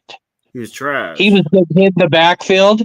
What happened is someone figured out when he was running the ball, he had a tail. It had to be because he No. fucking just went downhill. No. It was his fucking knees is why it went downhill. He came into the league with 40% left. His knees were And jacked his up. meniscus and both knees. And by the end of that fucking 4th year with us, it was bone on bone. And Well, he was losing 8 yards at a time. They were meeting him in the backfield. So no, I agree. not hurt or needs being hurt. He didn't even fucking have to run. He was getting tackled as the ball was getting in his hands. It was horrible. I mean, no, I agree. I'm not saying that, but I'm saying that the times that he did, and this is what I was saying with earlier with the Jalen Wright versus A-Chain thing, where even when A-Chain's fucking stuck in the backfield, he has the lateral movement and the quickness to get himself out of that position and accelerate quickly, where Jay Ajayi, once those fucking meniscus were gone, it was done with him. But the thing with Jalen Wright was, and you had hopped off or whatever you were having your issue. But it just popped me off. I don't know what happened. Okay. Well, I was saying while you were gone that my thing with Jalen Wright is I am kind of so on him because early in the year he did have a lot of opportunities early in the year, and I know that we had a trash offensive line at that point. You know, we lost fucking James Daniels. We lost Austin Jackson, and he was hung out to dry quite a bit. But he was very much like trying to impersonate or impersonate, I guess is the best way to put it. A-Chain of, I'm going to step back here, slide over here, find my hole. And he does not have that same short area quickness and lateral agility that A-Chain does. And he was getting stopped in the backfield quite a bit. Now, we get Austin Jackson back, and, Mike McDaniel has come up with this 6th, offensive lineman with Borum in, which is a much better set for you to run in. And he ran pretty well the last 2 weeks. I'm not taking that away from him. But at the same time, when you have Austin Jackson, when we all know is a run grader, he's not a great pass blocker, and you add in Larry Borum in there in that package, I'm not saying that he can't do. I just don't see him being as successful without that. That's all I'm saying, and that's why I'm mad about it. The difference is A-Chain at times can break it for 20 yards. Wright's usually going to get you your 7 or 8 at times, right, on the same exact play and stuff. Now, if Wright gets to the outside, he is fast. Yeah. And he's very quick too. It's just like you said, laterally, just the A-Chain's just a little bit. A-Chain is great with the start and stop. His quickness is there. Kind of like Tyreek. Kind of like Tyreek. Yeah, but exactly. A-Chain is not a receiver. We got to quit saying that. He runs routes. He's not very good at it. He can catch. When I said that earlier, and he has alligator arms. Alligator. Okay, I don't know. I didn't know. If the ball's at his helmet, he can't catch it. Okay. Every once in a while he can, but it doesn't matter. He didn't need to be a receiver anyway. He's too small for that. Right, that's what I'm thinking. He's a fucking running back. Yeah, swing passes are fine. But I mean, it's not that he has bad hands, just he can catch. If that ball's up high, he doesn't do it very good. I like him on the outs and the slants and the swing passes. That's what Achan is good at catch wising. Right. If He you're doesn't gonna need to send be him, running a fucking crosser over the middle. well, But nah, you got to keep the ball down, though. he can do the crossers and the slants. His issue is you're not going to put him on a fucking post route and expect him to fucking make a crisp cut. You're not gonna put him on a go route and just go, all right, let me throw it up to him, because again, he's gonna get jammed. He's gonna get knocked off that line. And we've seen that happen. McDaniels put him on a fucking go route a few times, but he gets halfway up the field and a wide receiver or a linebacker or a safety steps in his way. And when he goes to run around him, he fucking runs a completely fucking different route. It's almost like a corner route. I don't think you're right. Well, I don't think we're lining him because I think we did that last year. I guess it was. We were lining him at receiver. We haven't done that a single time this year that I'm aware of. We have a few times. But we sent him out on some routes that he quit his route in the end zone, and the ball was laid exactly where it needed to be, and he stopped at the goal line. He doesn't need to be a receiver. He doesn't need to be a receiver. If they would have he needs to be a fucking running back. I mean, that's right. If they would have kicked him out to run some routes or whatever they want to do to fuck up the defense, that's good. But I mean, Devon Achan is damn near a mini Barry Sanders right now at this point. Yeah, he's playing really well. Did you hear my Waddle rant, or did I cut out then? You were cutting out during the Waddle rant. Yeah, let's hear it. Okay. Well, it's just Waddle in the last, I don't know, 4, 5, 6 games, especially on that where I think one throw he scored the touchdown in the back, and then Tua threw 2 picks, tried to go deep to him. The issue I have is everybody wanted Waddle to quit jumping when he'd catch the ball. Everybody was pissed. Everyone says, stay on the ground, stay on the ground. Well, that's what he's been doing here lately on those deep passes. Yeah. And on both of them, I think the one on the left side was the worst one. If the defender wasn't there, that would have been the perfect pass to Jalen Waddle. He would have caught it in stride, went in for a touchdown. But when there's a guy back there, you have to jump to catch the ball. Yeah, I agree. And he's quit doing that. He has quit fucking jump. Right, and he has quit jumping to make everybody happy. And Tua has suffered in that game twice. They were good throws to the receiver, but they were bad throws because there was a fucking defender back there. But he was told to take those shots. But if that was Tyreek Hill, Hill would have at least got his hands on it and might have got pass interference because he would have been inside of the guy. But Waddle didn't make any effort to go up and catch those balls. Wrong receiver for the wrong route of what they were trying to do. So I blame those on Mike McDaniel. I agree, because it's exactly what Rafi said earlier, and I agree with him. Is I'm tired of the fucking 50-50 balls, and I agree. Some of them I do think they are on to it. Some of these is okay, whether you're told to or not. Okay, that's fine. We can have that whole separate argument, because I agree with you on that. If you're being told by Mike McDaniel, then that's a fucking Mike McDaniel issue.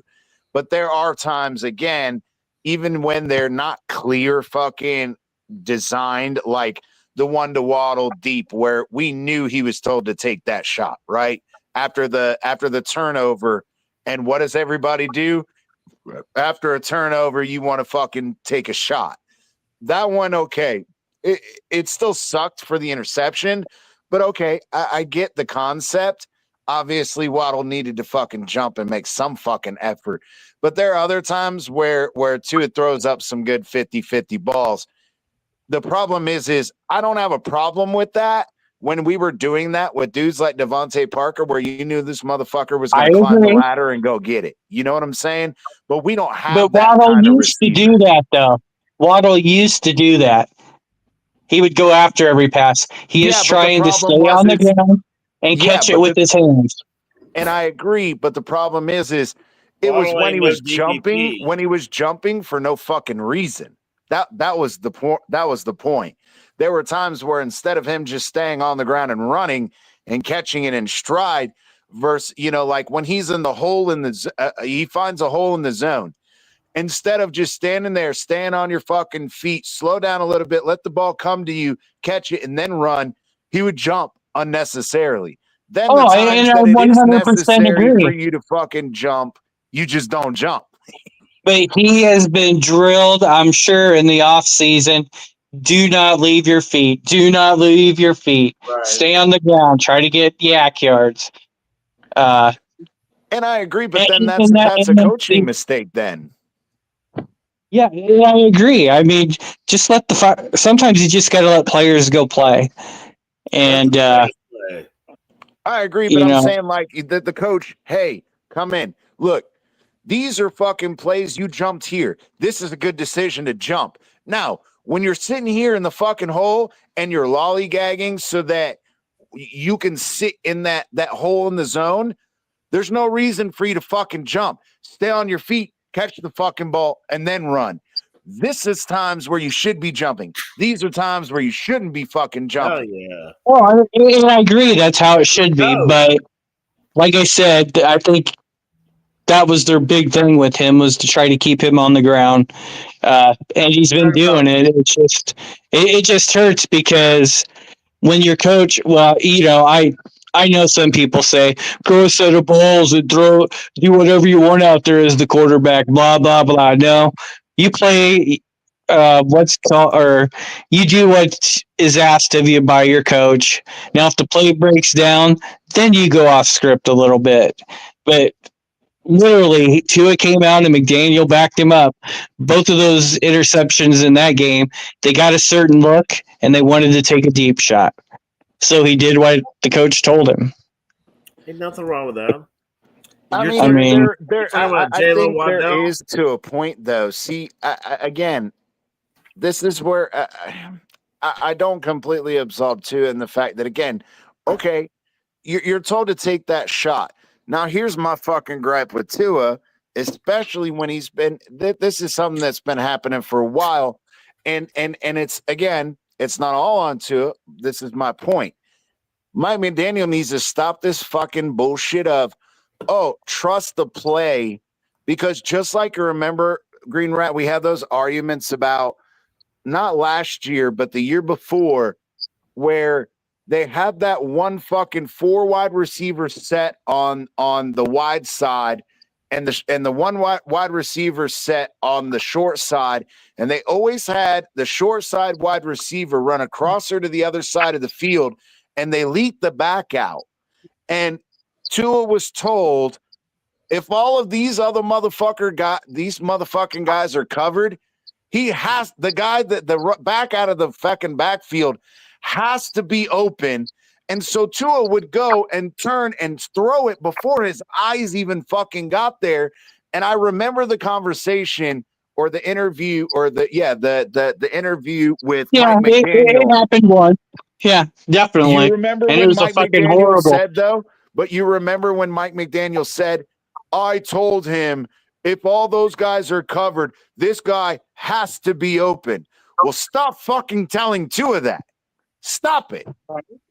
Because it's the same fucking thing in this situation of, if it's there, you don't even have to look because you see this set and this defense, and we're going to take that shot, take it anyway, even if he's not looking, because when he threw that Waddle pass, he was not looking before he let that ball go. And I understand what you're saying. That's what pisses me off. And those passes, if you pull the defenders off the field, they are perfect fucking passes on the run, full speed, running into the end zone. Not slowing up, whatever. Perfect fucking passes. But there's a defense out there. You can't fucking throw it. And that's the thing is I put some of that onto the fact that.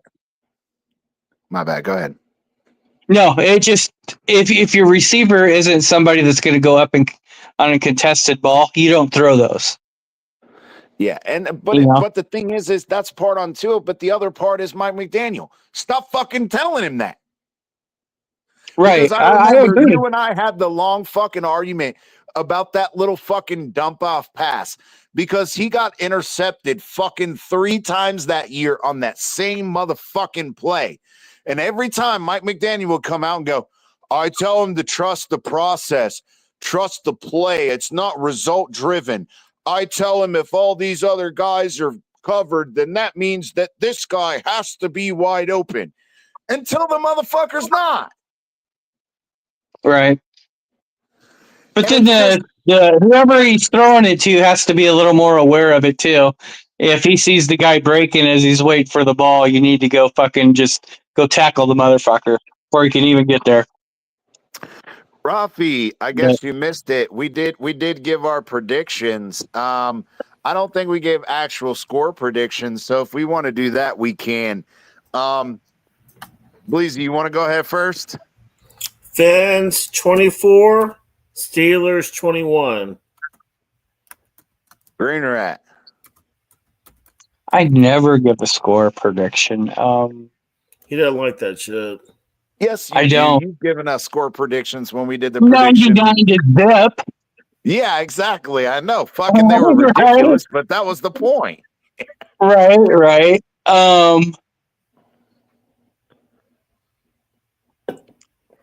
31-14. Damn. Okay. Well, I think we're gonna run all over those guys. I Green Rat, I fucking hate you because sometimes your ass does this. Very close to my score prediction.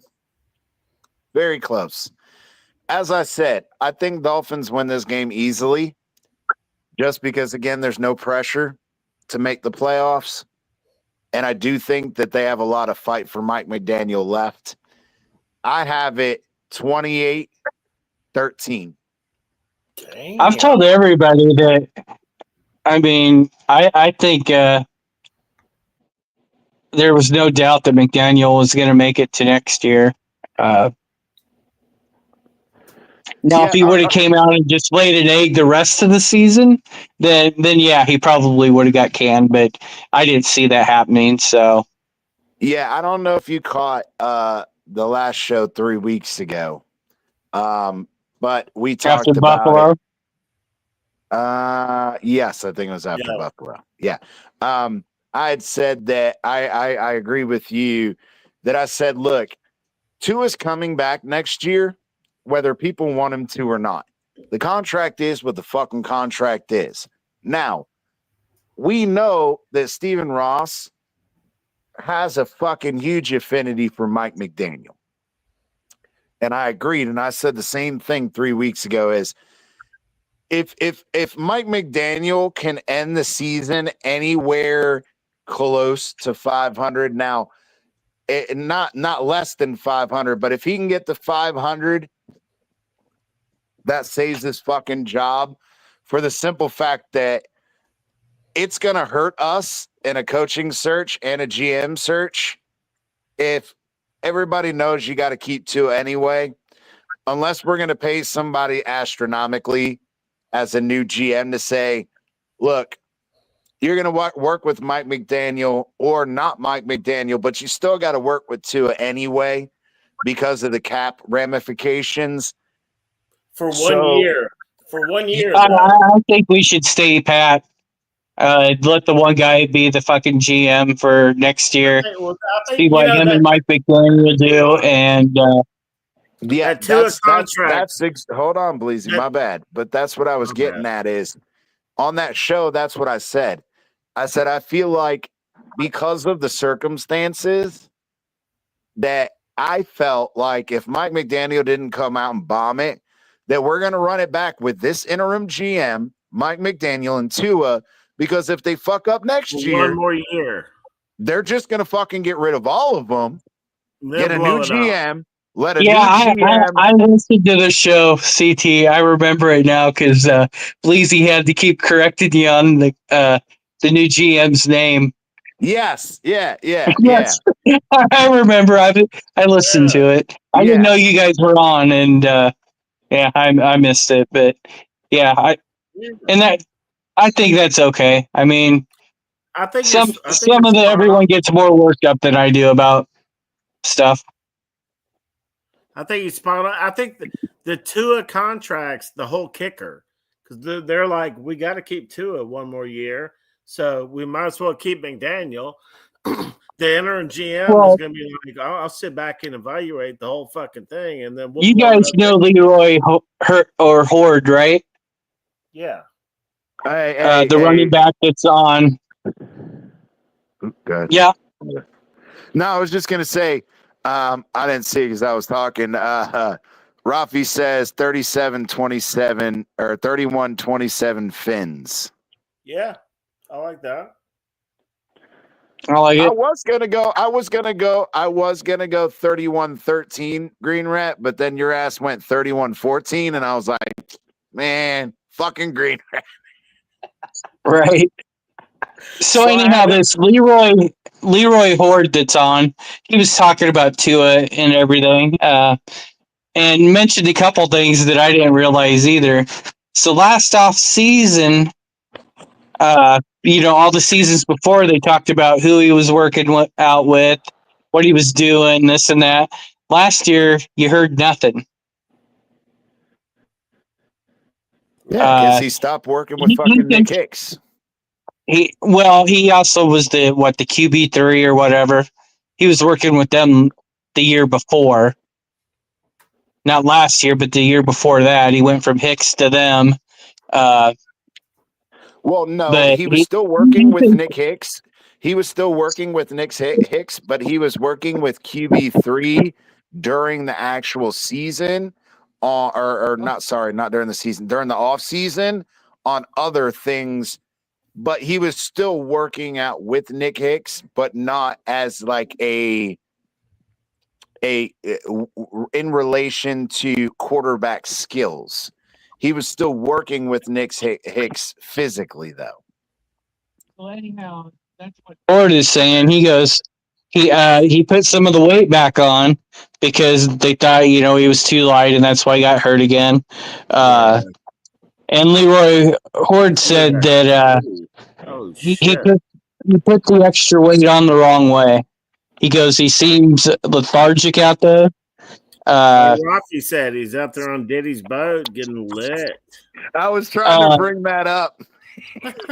So I mean, some of his mechanics could be off because he put on too much weight. So you know he what? thinks that if Tua gets back and maybe goes back to Nick Hicks or whatever, and works with in the off season, we might get back the old Tua for next year, which Now, with this would be fucking awesome.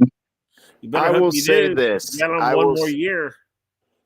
I will say this. Y'all know, disclaimer, I know Nick Hicks personally, so we've been over this stuff. So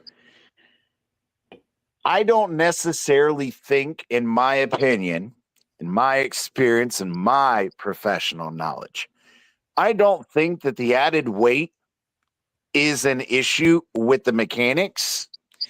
I think the lack of focus on the mechanics is the reason for the lack of mechanics. He doesn't give And because that's fair. Even if you add 10 pounds, if you're still following the same mechanics, is there going to be a slight difference? Absolutely. But to the extent to which we are seeing this year, no. And I told you guys 2 years ago when he didn't get injured, I said, he's not going to have a concussion. Guess what? He didn't. The next year, I didn't say he was not going to have a concussion. And guess what? He did. Hey, Bleezy, what did I do at the beginning of this year? What'd you do? I said that Tua wasn't going to have a concussion this year. And guess what? Tua didn't get a concussion this year. Hey, knock on wood, bro. We got 4 right. Way to go, asshole.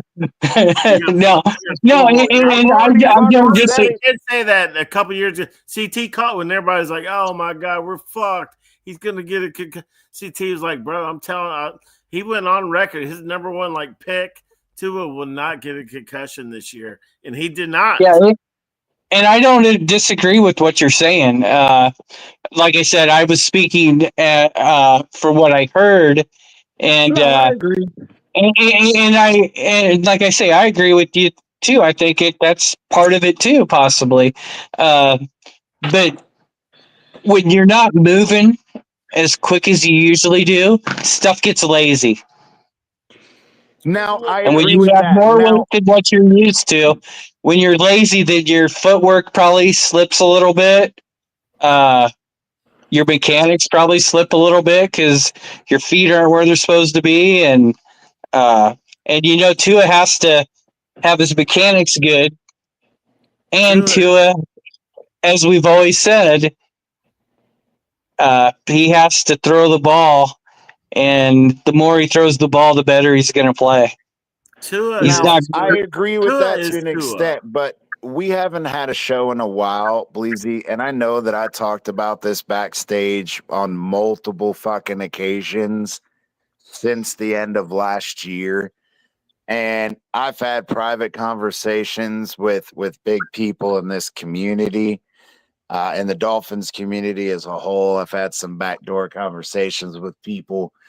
And I didn't really want to fucking bring this up, but again, I told you guys, you both know, I told you guys privately at the end of last year, I didn't like this whole re-injuring a hip. Oh, well, it's not the same thing. It's the same hip, but it's not the same thing. There's something going on there too that I think is affecting the mobility. Does that mean that it affects his ability mechanically to throw the ball accurately? Absolutely not. Because as we saw in that first fucking quarter of the Jets game, it's still fucking there. The accuracy is still fucking there. Yeah, The problem I is, tell you, he's a rhythm quarterback. rhythm. yeah, Yeah, but the thing is now I will say I agree with you, and we've had those conversations. But the problem with that, though, the only contradiction to that, Green Rat, is he came out on fire without having to develop a rhythm because we were running the ball early in the first quarter too, and he came out delivering the fucking ball in rhythm and on point. After that fucking first quarter, bro, until the end, maybe at the middle of the fourth quarter, when it came back a little bit, that second and third quarter, that fucking rhythm and fucking accuracy was all over the motherfucking place. But that's what I'm trying to tell you. It's not as bad as we think it is. Like I said, 2 tip passes, 1 pass deflection. Yeah, I do I mean, remember the tip on the Waller one after you had said it. I remember watching the replay and I was like, "Oh yeah, that guy got a piece of it." Yeah. But there were even wide open dudes where the pass is in the area. Yes, there were 2 drops by our wide receivers. I do agree with that. so then we're down to 2 incomplete passes because the rest But are the all thing is spoken but the for. thing is we have to understand that we have to be subjective in what a drop is, because what I consider a drop, you consider a drop, Leezy or anybody else considers a drop, it is completely fucking different. But still, take your 2 drops away. It's only 4 passes the rest of the fucking game that didn't go where we wanted them to go. 4. But again, 4 fucking passes. both of those drops, but I will say this is where I was trying to add my caveat. Both of those drops, they were on the very edge of that fucking wide receiver's range to make a catch. Now, they hit the fingertips, still should have been a catch. Now, is that me being overly critical of a wide receiver? Yes. But at the same time, that's what you get fucking paid for. But at the same time, if I'm going to make that argument about the wide receiver, I got to make that argument about Tua too. This is what you get fucking paid for. You need a more accurate pass. So I can't be But hypocritical think in that about it aspect. this way. You're watching Tom Brady play. He has 4 passes that aren't complete. right. Did he have a bad game? Nope. If it was Mahomes, nope. Well, it If depends. it was I don't know. The thing is, but the other 4 passes weren't interceptions. They weren't close to being interceptions. He just didn't fucking complete them. Yeah, but And then you if we saying want to talk another about 2 the might have been timing, though, drops. but you talk about the timing. For example, not this week, but last week, HN on the underneath. What do they call it? I can't remember the name they call it. The little pitch play, whatever, underneath pass. and the shovel pass. Fucking absolute fucking terrible shovel pass by Tua. Now, does it happen? No, Yes. I don't think it was that bad, but I know what you're saying and It stuff. was way behind Achan. It was way behind him. And who knows it too? Mr. Alligator Arms. I'm just saying. And I understand that. And that's what I was saying is I understand it both ways. My thing is that's a part of it too. Then you get into you did catch it though, right? Say it again. I said he did catch it and run for positive yards, right? No, it was the shovel pass that it was behind Achan. He got his fingertips on it, but it still fell to the ground and they called it incomplete because it's a forward pass. Right. Now, the thing is again, that's where I'm saying where, okay, it was like 2 feet behind him. He had to reach behind him as he's running forward and it hits him in the fingertips. Okay, I still put blame on Tua for that, but also I'm going to put blame on fucking Achan for that because that's your fucking job. But again, am I going to completely absolve Tua? No. Am I going to fucking completely blame Achan? No. Both of them are fucking fault. One, it was way behind fucking Achan. Achan, you're a fucking running back. You catch tosses all the fucking time. You should have fucking caught it. But yeah, again, right. I just think it's extremely pathetic as a fan base that we're fucking killing a quarterback for 5 passes during the game. No, you know, and I can understand your perspective, but there are a lot more where, again, just like we've had the conversations about Tom Brady and this whole, over here, and I get it intellectually. Yes, Rafi, Tom Brady fucking understood fucking everything because that motherfucker didn't have a life. That's why his wife divorced him because all he fucking did was fucking think and breathe and eat football. But the point is true. I've said how many fucking times did Gronk and all of these guys fucking bail out Tom Brady on fucking terrible passes, but these dudes would fucking go up and get the motherfucking ball. Can I say that, oh, that was a great pass by Brady? Hell no, that was a shit pass. You just had a fucking awesome wide receiver. No, that happens all the fucking time. Tight end. That happens all the time. If Tua throws a receiver and he has to slow up half a stride, oh, that's a horrible pass. It wasn't out in front of him. Tom Brady throws one 5 feet behind the guy. He has to almost stop, catch it. Oh, that was just a good pass. Yeah, Bill and Belichick. I disagree with that because again, Joe Burrow, same thing. Patrick Mahomes, same thing. Bill Belichick knew what he was doing. They throw shitty passes, and they're praised for it. I love you, Bleezy, but fuck you with the Bill Belichick bullshit. Bill Belichick I love Bill Belichick. UNC, always had and he can't fucking tight ends. Multiple, but that was not his fucking call, bro. That's what made Brady look so good. That's my you point. have to remember, Bill Belichick did not have full fucking control until after all that shit. You're missing Bill the point. Belichick had fucking people that still checked him on who he drafted and who he didn't, even though they quote unquote said he had full control. No, they still had people who checked him in that building. Once he won all those Super Bowls with all them fuckers, that's when they stopped checking him. And guess what? That's when, as soon as fucking Brady left, all that shit went downhill. This motherfucker can't win at UNC when, that's not my point. You're so far away from my point. It's crazy. Okay. My point was he implemented tight ends, which is what I think McDaniel is trying to do with Dolchik and fucking Waller and Hill, but Belichick always had a fucking Aaron Rodgers, a Gronk, or not Aaron Hernandez, and Gronk, and who was that other guy back in the day, man? Keith was his name? Keith something. Big dude, big 89, I think. Y'all know who I'm talking about. I know who you're talking about. I just can't think of the name.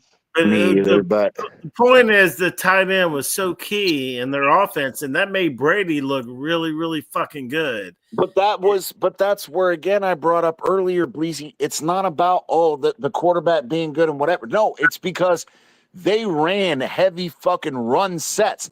All of those fucking Belichick teams were run fucking first. Yeah, even with Brady, they were run first. Right. And that's where I think that Mike McDaniel gets so fucking twisted, whether it's, oh, I got Hill now, I'm going to throw to Hill, or, oh, I got all these speed weapons, I got to fucking throw. Oh, well, I'm going to run the ball because I'm a run genius. That's what I'm known for.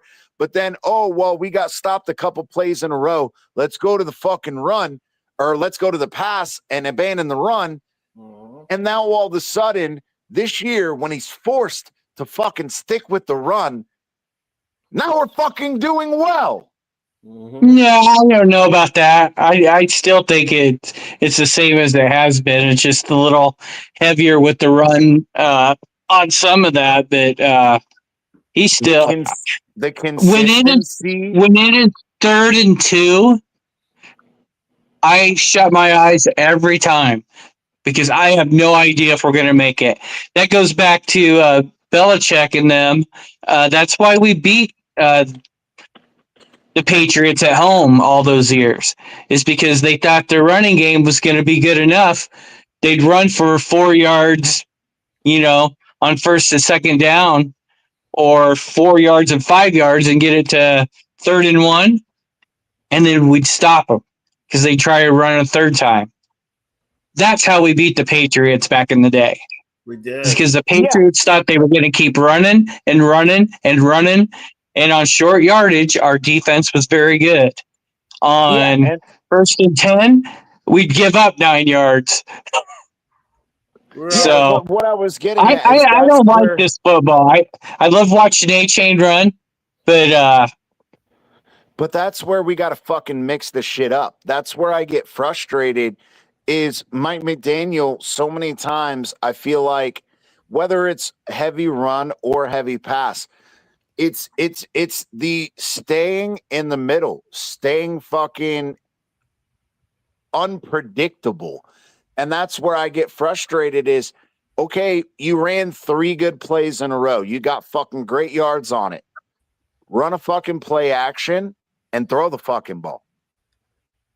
Or, okay. I think we should run play action more often, but I also, and I understand it, when you get 6 yards on 1st down, why not run it again? I get it. But it does not put Tua in a good spot. I saw and if we're going to win at the end of this year, Tua is going to have to play really well. The running game is not going to win us all the games. And I agree, but my bad, please. Go ahead. I'm sorry. The double fake by Tua. Tua took the snap, faked the handoff, and then faked the pitch, and then stepped back and threw a pass. I was like, damn.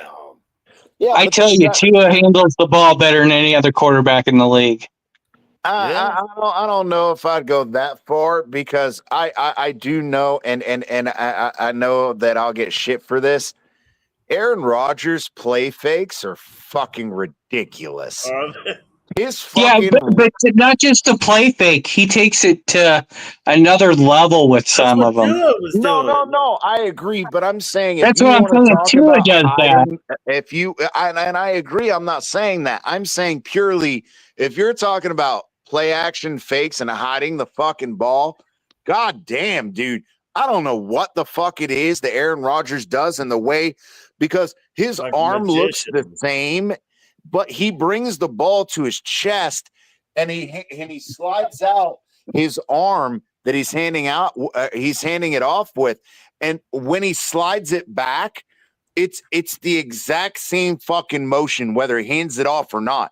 And that's years and years and years and years and years of fucking experience. But that's one thing he's doing. No. Tua And I has understand. But, oh my God, you're not letting me. a bag of tricks when he has that ball. His flips, his no looks, and Aaron Rodgers does not do that. Oh, Aaron Rodgers has got a bag of tricks. No, but my whole point was, again, my whole point is Tua is absolutely good at the play fake and all of that. The point is we don't use the play fake enough, like you just said. You said, okay, we run the ball on first down, we get 6 yards. Instead of going, hey, let's run a play action on second down, let's force them to consider that second down run and then throw the ball. And yes, I don't disagree with you. We run the fucking ball on second down, and then we run into third and second. Then we run into third and 2, and then we want to run the fucking play action where they're going, well, history tells me you're not going to run it on 3rd and 2. CT, that's not anything of what I'm talking about. I said ball handling skills. That's all I'm talking about. And I understand that. And I agree with you. That's what I was saying. I agree with you too. Is awesome at fucking ball handling skills. I'm saying I get frustrated with Mike McDaniel where he tries to fucking outsmart himself in the situation where, again, it's we get 6 on first down. Okay, well, I'm just going to run it on second down, and on third down, then I'll run the fucking play action. No, run the play action on fucking second down because they're not expecting that. You think, because again, our history tells us we're going to run first. Oh, we get a good gain on first down, and we're going to run it on second. Oh, we're going to fucking, we're 3rd and 2. Well, we're going to run a play action and throw it on third down. I have to disagree with that because in the first half of the year, everybody was bitching that we were throwing the ball way too much. So none of this could have been happening if we didn't get, if we got good yardage on first, we were still throwing on second and third because we were pass heavy. So I understand what you're saying, but what I'm saying is now we're so run heavy on second down, get a few yards out of it. Even if it is 3rd and 2 and you don't get the first, you still get 3 or 4. Then you have Gordon come in and motherfucker just run it straight up the fucking middle. Stop trying to dance in the motherfucking backfield. We don't fucking do that well. That's what I'm trying to tell. 3 or 4 games in a row we did that well. 3 or 4 games in a row we did that well. The last 2 weeks, Gordon's in the fucking backfield trying to fucking impersonate fucking Achane and fucking dancing around instead of just running fucking forward. That's been happening a lot more than you realize. There's been quite a few games that we can't fucking, when it's 3rd and short. When we fucking put Jalen Wright we would be better off with Tua trying to scramble for it than handing the ball off. I'm sorry, but it's just the truth. That's who were we playing where we were down there on their end and we went 4 on 4th? And what team was that we were playing? We went on 4th for a lot of down at their end, a lot of teams. Going 4 on 4th? What? And got stuffed. When? How long? And everybody wanted to kick the field goal, but McDaniels wanted a touchdown.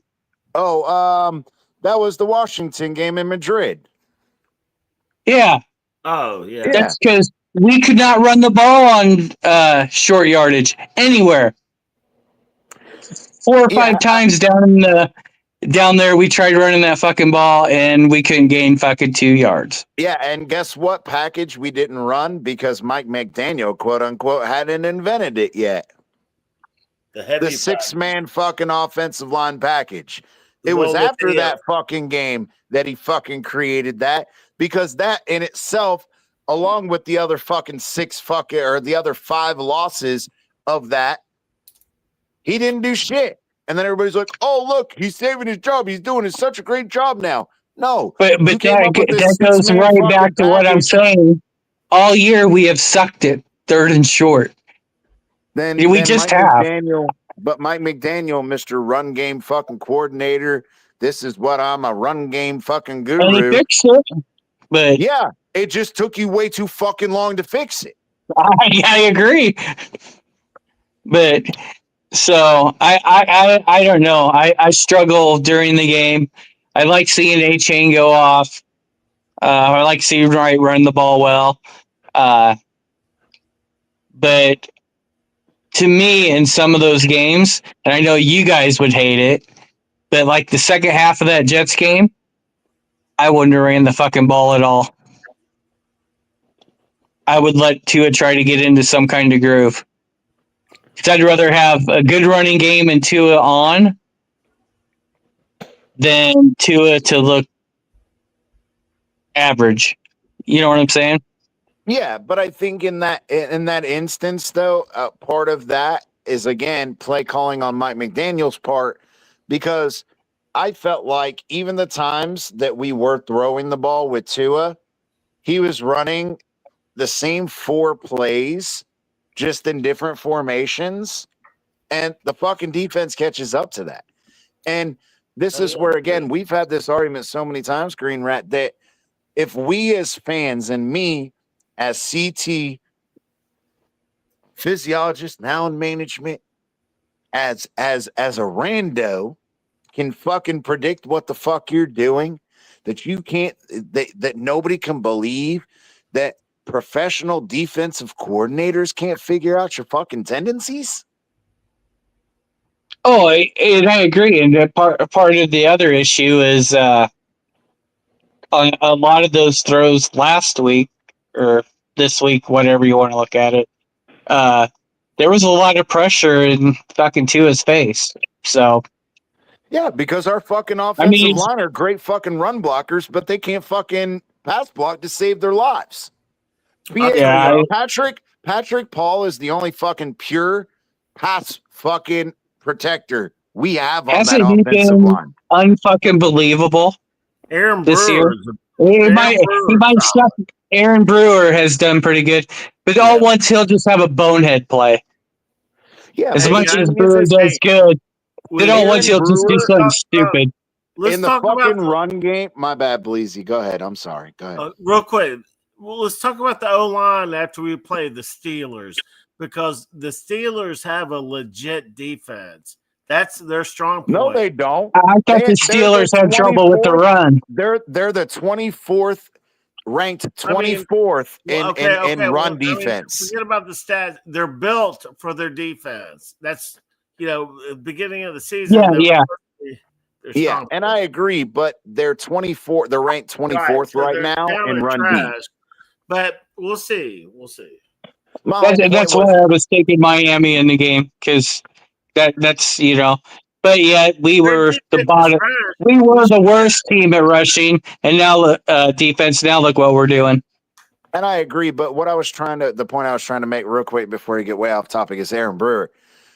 Aaron Brewer is fucking great in the run game because of how fucking nimble he is, how athletic he is, agility wise.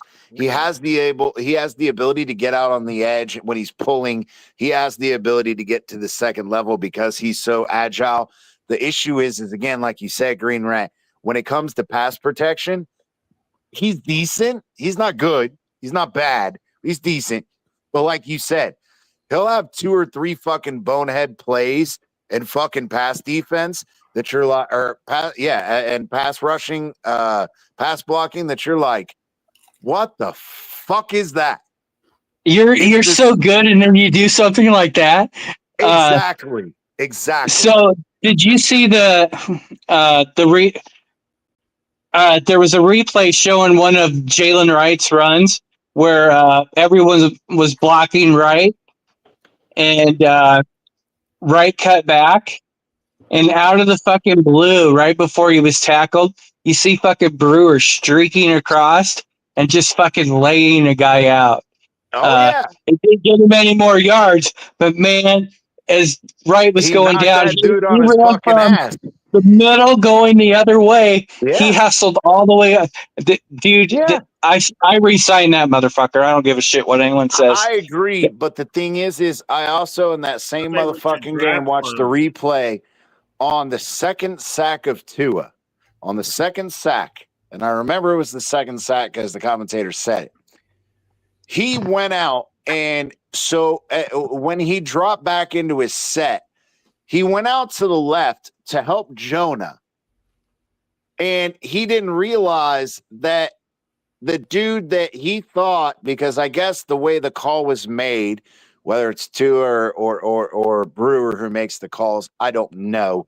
But they were sliding to the left, which, yes, if Brewer had nobody in his lane, he can go help Jonah.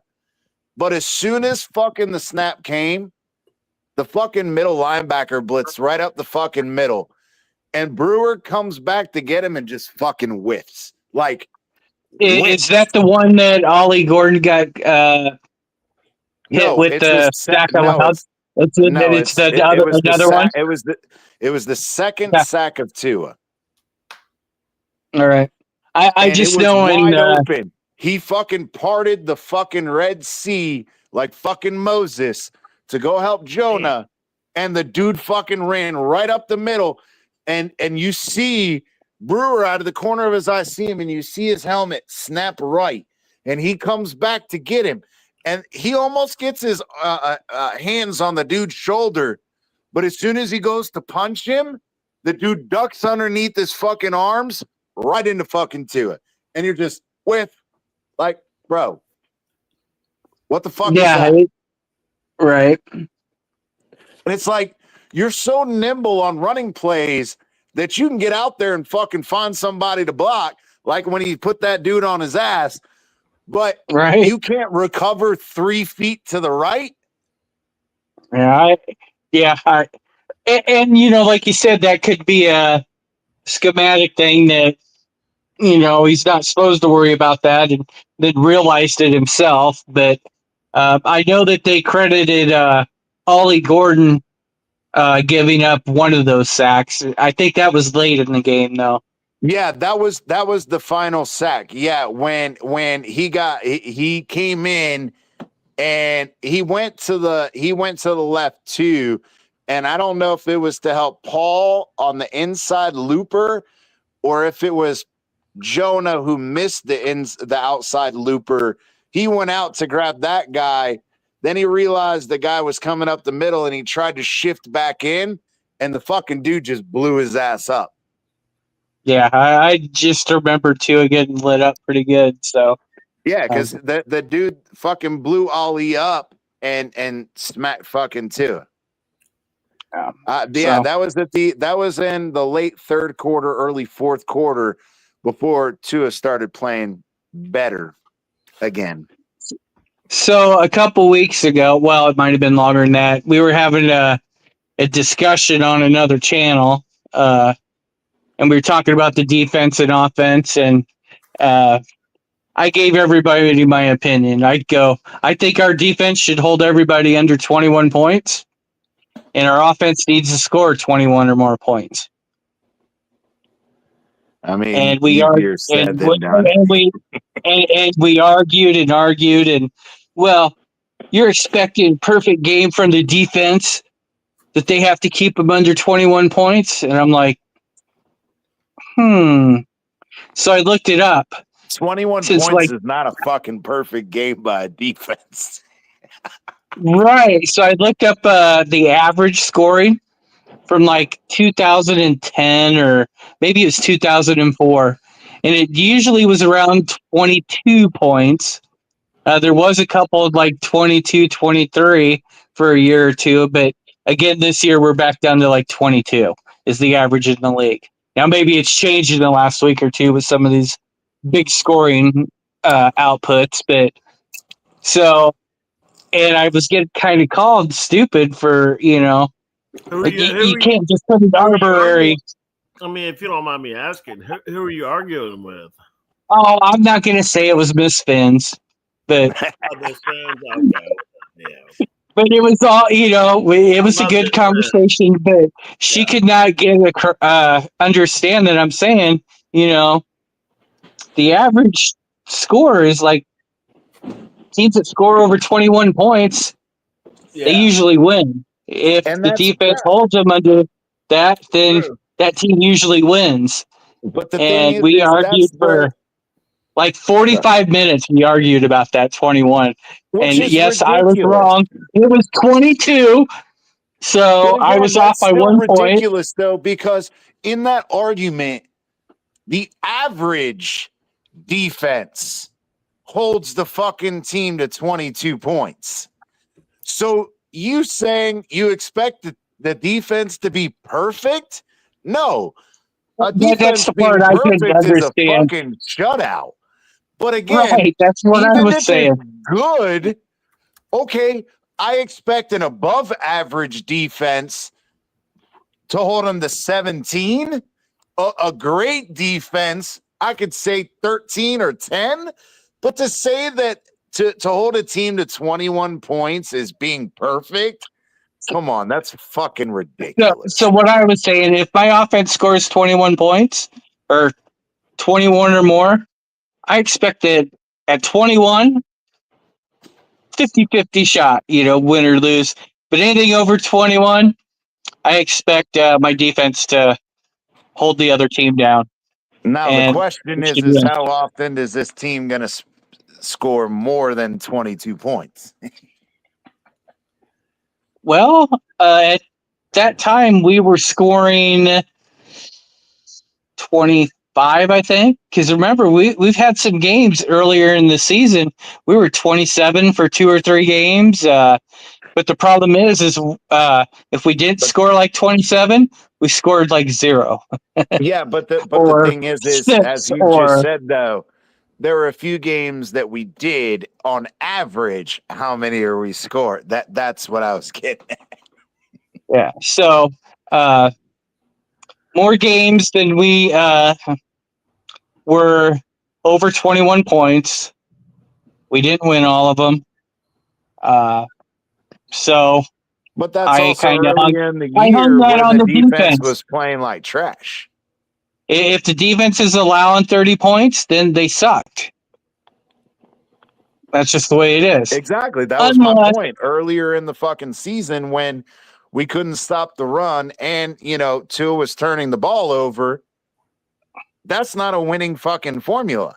And that's where right. I think that, again, our situation has always been our consistency with this team. It's either like at the beginning of Mike McDaniel and Adam Gase, we'd start off fast and then we finish like shit. Or we start like shit and we finish fucking well.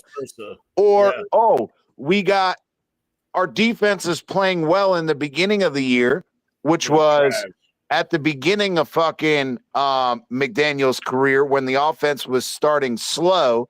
But then 2002 and 2003, when the offense is starting fast and the defense fucking starts slow.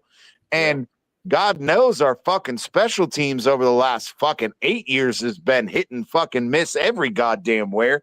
We have no consistency across the board. Right. Well, that's where when you argue about our defense and stuff, like even against the Jets, they got the ball down there, when you pick it off in the end zone, as a defense, yes, that's a great and it's a great job and stuff, but man, you let them drive all the way down the field. That's not good defense. Yeah, I'm sorry. And I Hey, agree CT. with that. And that's where something that we talked about, just like what was it last year, right? No, it wasn't last year. It was 2 years ago with Howard. When Howard punched the fucking ball out to win that fucking game for us, when it was on like the 6-7 yard line. And it was everybody was like, versus oh, New yeah, England. the defense balled out. No, the fuck they didn't. We got lucky Nope. on a fucking turnover. And granted, I will give credit to Howard and the defense for getting the turnover. But had you not put yourself in that position, the turnover wouldn't have been fucking necessary. Boy, you set me up perfect. Holland. Javon Holland knocked that ball out. Oh, sorry. It was Javon Holland. Sorry. Go ahead. Yeah. I'm pretty sure it was Howard. No, I'm pretty sure it was Howard too, but if it was Holland, I don't know. You're talking about the Jags game last year. It was Javon Holland. No, First game. I said No, 2 not the years Jags. ago. We're talking the It was Patriots. when I'm sorry, my bad. it was. My Yeah, bad. it was No. the Patriots game when Howard was still on our. I remember Okay. Well, yeah, because okay, I my remember bad. everybody tried to bring up. Oh, but man, Howard saved us in that game. Yeah, but he all they fucking had got to his ass do- roasted the rest of the fucking year. Okay. But he came All up they with had one to good do was fucking steal the fumble. ball and kick the field goal, and they would have won. That's what the funniest part Yeah, was. that was Howard. Yeah, Yeah. it was remember Howard that. because So- I remember everybody having the argument when I remember said that. Howard fucking should have been done the year before, but they're like, oh, but he But- saved us in that game. And I'm like, bro, but he got roasted the rest of the fucking year. No, you guys still are on the. You're not doing the best game clincher. Turnover. Shut the fuck up. I Yeah, am not fucking going against there. the Steelers, I am baby. not going there, You know Green where Rat. it's going. Stop it. I am not mentioning the fucking guy's name, so stop it. I know The exactly toe what you're tap talking in the about, but end it's not going to zone. happen. Devontae Booker. I ignored that comment of yours about, oh, you intercepted it in the end zone. Yeah, so did Noah, but he sucked enough that they got down there in the first place. Big Oats is The I know Noah pick exactly against where the fuck Pittsburgh you were going, Green get on Rat. the Big Oats. Get on the the Big Oats. 50th anniversary. Fire down on it. Fire down on the Big Oats. You gotta love Noah. What did he say? Hold on. My bad. We've been ignoring the chat. I've been so involved in the argument with Green Rat, but Right, I do that sometimes. Noah Howard and Ramsey, and then BRB. Oh shit! My God! All right, I'm not gonna say that one out loud. All right, Yeah. but okay. Get on the Big Oats. Oh, Hey, shit.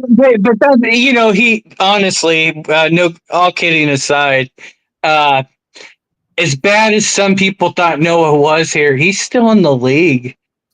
No, And I don't know if he starts every game, but he plays every game. I heard Joe Rose talking about him the other day, and Joe Rose said Noah, even as a rookie, Joe Rose saw him warming up and just the way he moved. He was like, that guy's got a shitload of talent. And Joe Rose said straight up that the Dolphins wrecked him mentally. Yeah, but the thing is I agree. We've talked about this. Noah had all the fucking athletic tools, but I do think that, yes, confidence-wise, the Dolphins did wreck him in a way. But the other part of that was Noah's inability to take his job seriously.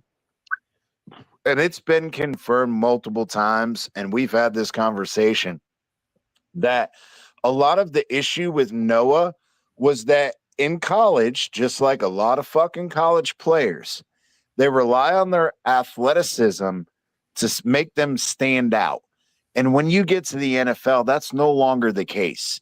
And he didn't have the study habits that were necessary and the ability to grasp the concepts or the little keys that are given in the NFL. For example, the turning your head part, the hand fighting part, the things that he struggled with that multiple fucking people, whether it was Howard or other guys that were former defensive backs of the Miami Dolphins, that talked about, hey, when I tried to give these guys heads up in the offseason about, you're in the big leagues now. This is how we get away with hand fighting. This is how we get away with this little jersey tug.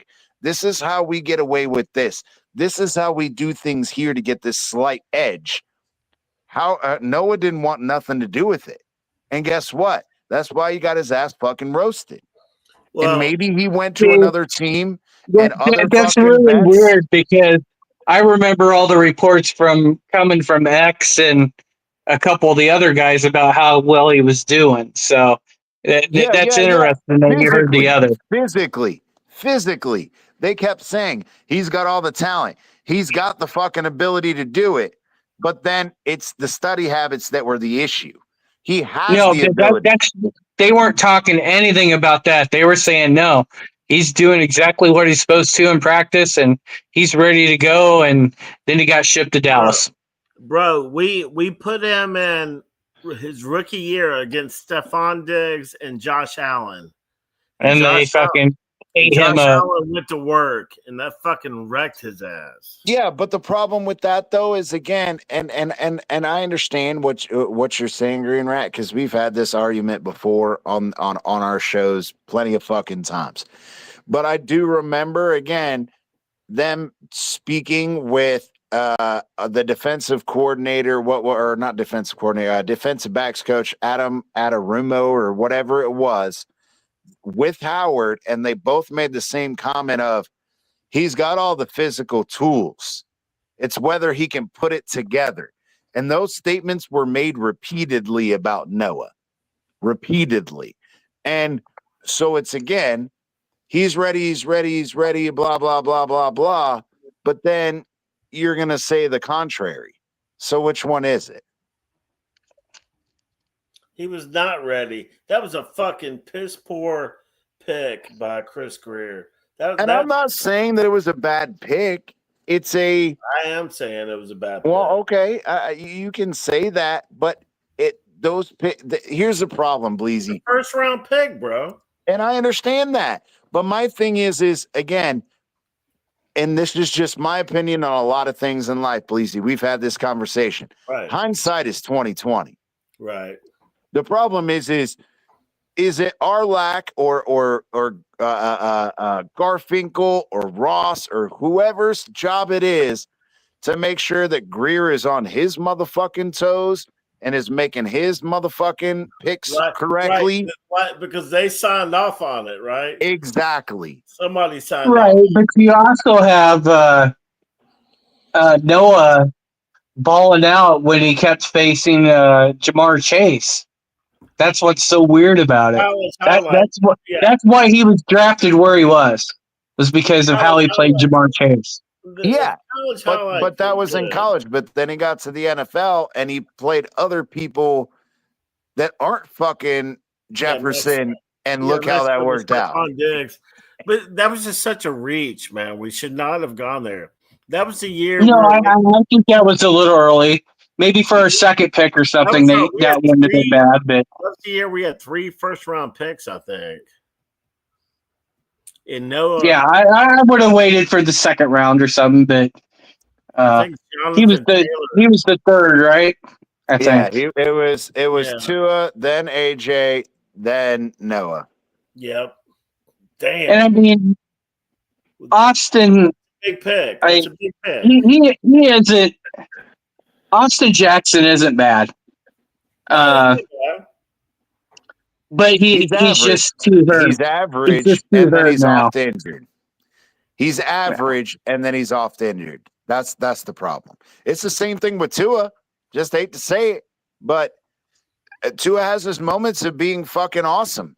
He's never going to be elite in things, but again, he can be fucking a great quarterback. But then other times he regresses back to the mean. But then you're oft injured too. At some point, are we going to continue with the mediocrity or are we going to move the fuck on? Well, it all comes back to who's truly right on what's the matter with Tua. I mean, I think it's the fucking second hip injury is a fucking problem. I think the hip could be some. I think that he gained all that weight back. He got lazy in the off season. Maybe if he gets back to getting in shape and maybe the hip gets better and the hip's not going to get better. I'm telling you this, and I told you guys from day one, even back all the way on that other fucker's channel. And you remember Green Red all the way back in the day. I told you, yep. I'm the one that fucking said this fucking this injury is most reminiscent of a car crash. He can recover, but there is going to be a limit for how long he plays. And I said that from day one, because eventually you have things like inflammation of ligaments, inflammation of muscles around it. There are going to be future issues. But then you add on top another fucking injury of that even fucking further shortens that fucking lifespan. There's a difference between being able to function in daily activities. It's called ADLs, activities of daily life. I understand what you're saying, but no one to really be an knows elite what the second quarterback and injury to was, function right? that way, no. And we're seeing it this year. I'm sorry, but we're seeing it this year. But I agree with you 100%. hold on, I that keep trying to ask this. You're not. So, what was the injury he had at the end of last year? No one really knows, correct? So there's some hints in there that professionally I can say that I can rule out versus things that I think are probable. Now, again, he didn't have a tearing of any ligaments. He didn't have any tears of tendons. Now, do I think that it's probable that he had some type of dislocation? It is largely possible. Another is the possibility of having scar tissue that resulted from the first surgery. Just like any other injury you have, when your body naturally protects itself with scar tissue, eventually that scar tissue is going to tear. And that scar tissue is there to protect your body. Now, if that scar tissue tears, it gives you more range of motion in the fact that it allows that bone, whether seated in the acetabulum, to, I don't want to get, the acetabulum is the hole in your fucking hip where the fucking ball of your humerus comes in. So again, if he tore some of that scar tissue and it allows more range of motion, that range of motion then can become an issue of that range of motion becoming so open that it leads to another dislocation. So the long and short is that no one has been told what happened. Everybody's speculating on what could have happened. We and can until we speculate know on what happened, but the amount of time that he spent out, and they did not fucking play him gives me a good indication of what it could possibly be. And it absolutely narrows and limits the possibilities of what those injuries were. So they haven't even actually said it was the same hip, right? Yes, they acknowledged it was the same hip. Did they finally acknowledge that? Okay. They did. What they said was, yes, it was the same hip, but it was not related to the previous dislocation. Now, again, saying it's not related to the previous dislocation is a misnomer because, again, by saying it's not related to it, oh, well, it's not caused by what happened before. Okay, you're right. It may not be caused by what happened before, but is it related to the scar tissue that was accumulated because of that previous injury? Probably. But by saying it's not related, that's some speak outside of this side of the mouth, but not speaking outside of the other. Does that make sense? Yeah, don't play. Yes, except for the Dolphins have seemed to always been the ones that kind of just fucking tell you everything. When I think they should keep their mouths shut about injuries. Oh, hell no, they don't. Stop it. Stop that. Whatever. No, they don't. We have more people on during the week before games than any other team in the world. Because they're required. Hold right. on, please. But other teams don't do it. And again, if other teams get caught, that's their business. But any I'm time just a saying, player receives treatment by the I team understand medical that. staff, That has nothing to do with what we're talking about. It does, because fact, you're saying no, we have more the people fact is, on the injury report. Okay, right. We have a lot. My God. Okay. Because we're more honest than the other teams are. Because we don't want to fucking get caught in the fact. And here's the thing. That's I don't fine. think it's about you're not letting me finish. It's not about I honesty understand. I of know the team. exactly where you're going with it, but it's irrelevant to the rest of the conversation. We don't even have to have the rest of that. Because the long and short is, no, we don't. The fact is we report more of our shit than any other team. That's all I'm saying. No, it doesn't that's have to not go what I any was farther. trying to say.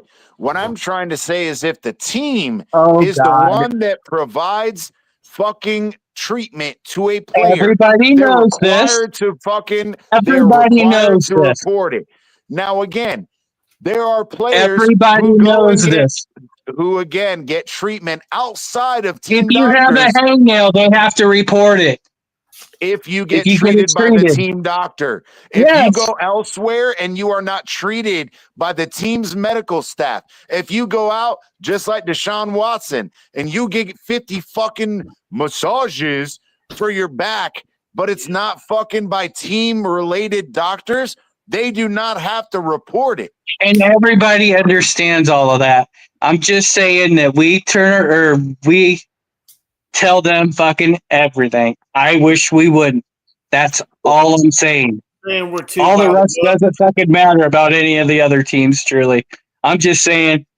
But the thing is I agree when it comes to the league and them saying, yeah, I treated this guy. Yeah, they do. However, to the fans, they don't fucking tell you exactly what happened. They don't tell you the exact injury. They go, oh, it's a hand injury. I don't know how long it's going to last. I have no fucking idea. Oh, we don't have a fucking expected time of return. Oh, I can't tell you exactly what's going on. I don't know if it's this or that or whatever. Yes. No, they're going to give you the bare minimum and people of what are they're very required to vague. give you. But if they come out and tell you it's not part of another injury, I believe they're probably telling the truth. And I'm not that's saying my opinion. And I agree with you, but again, I think that's speaking out of both sides of their mouth for the simple fact that they want to distance themselves by saying, hey, it's not directly related to his injury in Alabama, when again, technically no other injury he has is directly related to Alabama. But if I come out and I tell the fucking fans, oh, it's not directly related, but yes, it is as a result of some of the what would you say? The consequences of said injury, then what? Oh, well, he re-injured that same hip. It's part of the same fucking injury. Get rid of this motherfucker. Oh, we're wasting our fucking time. Hey, real quick. It's kind of like if you sprain your ankle, it's like, okay, and it recovers. But if you sprain it the second time, it's a hell of a lot worse than that first sprain. Well, not necessarily. Again, that's a misnomer. But that's a misnomer because again, it depends. To me before, bro. It's happened to me. And the I more I understand twist my right ankle, the quicker I'm walking on it. My thing my ankle has been twisted so many damn times. And I understand that, but my whole point is, okay, in that example, yes, when you twist your ankle or you sprain your ankle, depending on which way you sprain it, yes, each side of those ligaments, as you sprain something, those ligaments become extended or elongated. They get longer. So yes, the possibility of you having further sprains in that ankle become highly more possible, but that does not in it of itself mean that you're going to sprain that ankle again. Does that mean that it could happen more often? Absolutely. But the probability does not necessarily mean that it's going to happen. You can also take fucking examples of, again, you wear an ankle brace. Well, if that ankle brace is then assisting those ligaments that have now been elongated or stretched, that doesn't mean that you're going to have another ankle sprain if you are taking preventative measures. It's the same fucking not argument. even what I was talking about. All I'm saying about Bleezy and saying the right, whole and I my ankle answered him. And what I said is that if you go out and sprain your ankle, the next time I do it, usually it doesn't hurt as much, and it isn't as bad afterward because it's been sprung before. It has elongated, so it isn't worse the second time you do it or the third time you do it. To me, the it's physical, usually not as bad.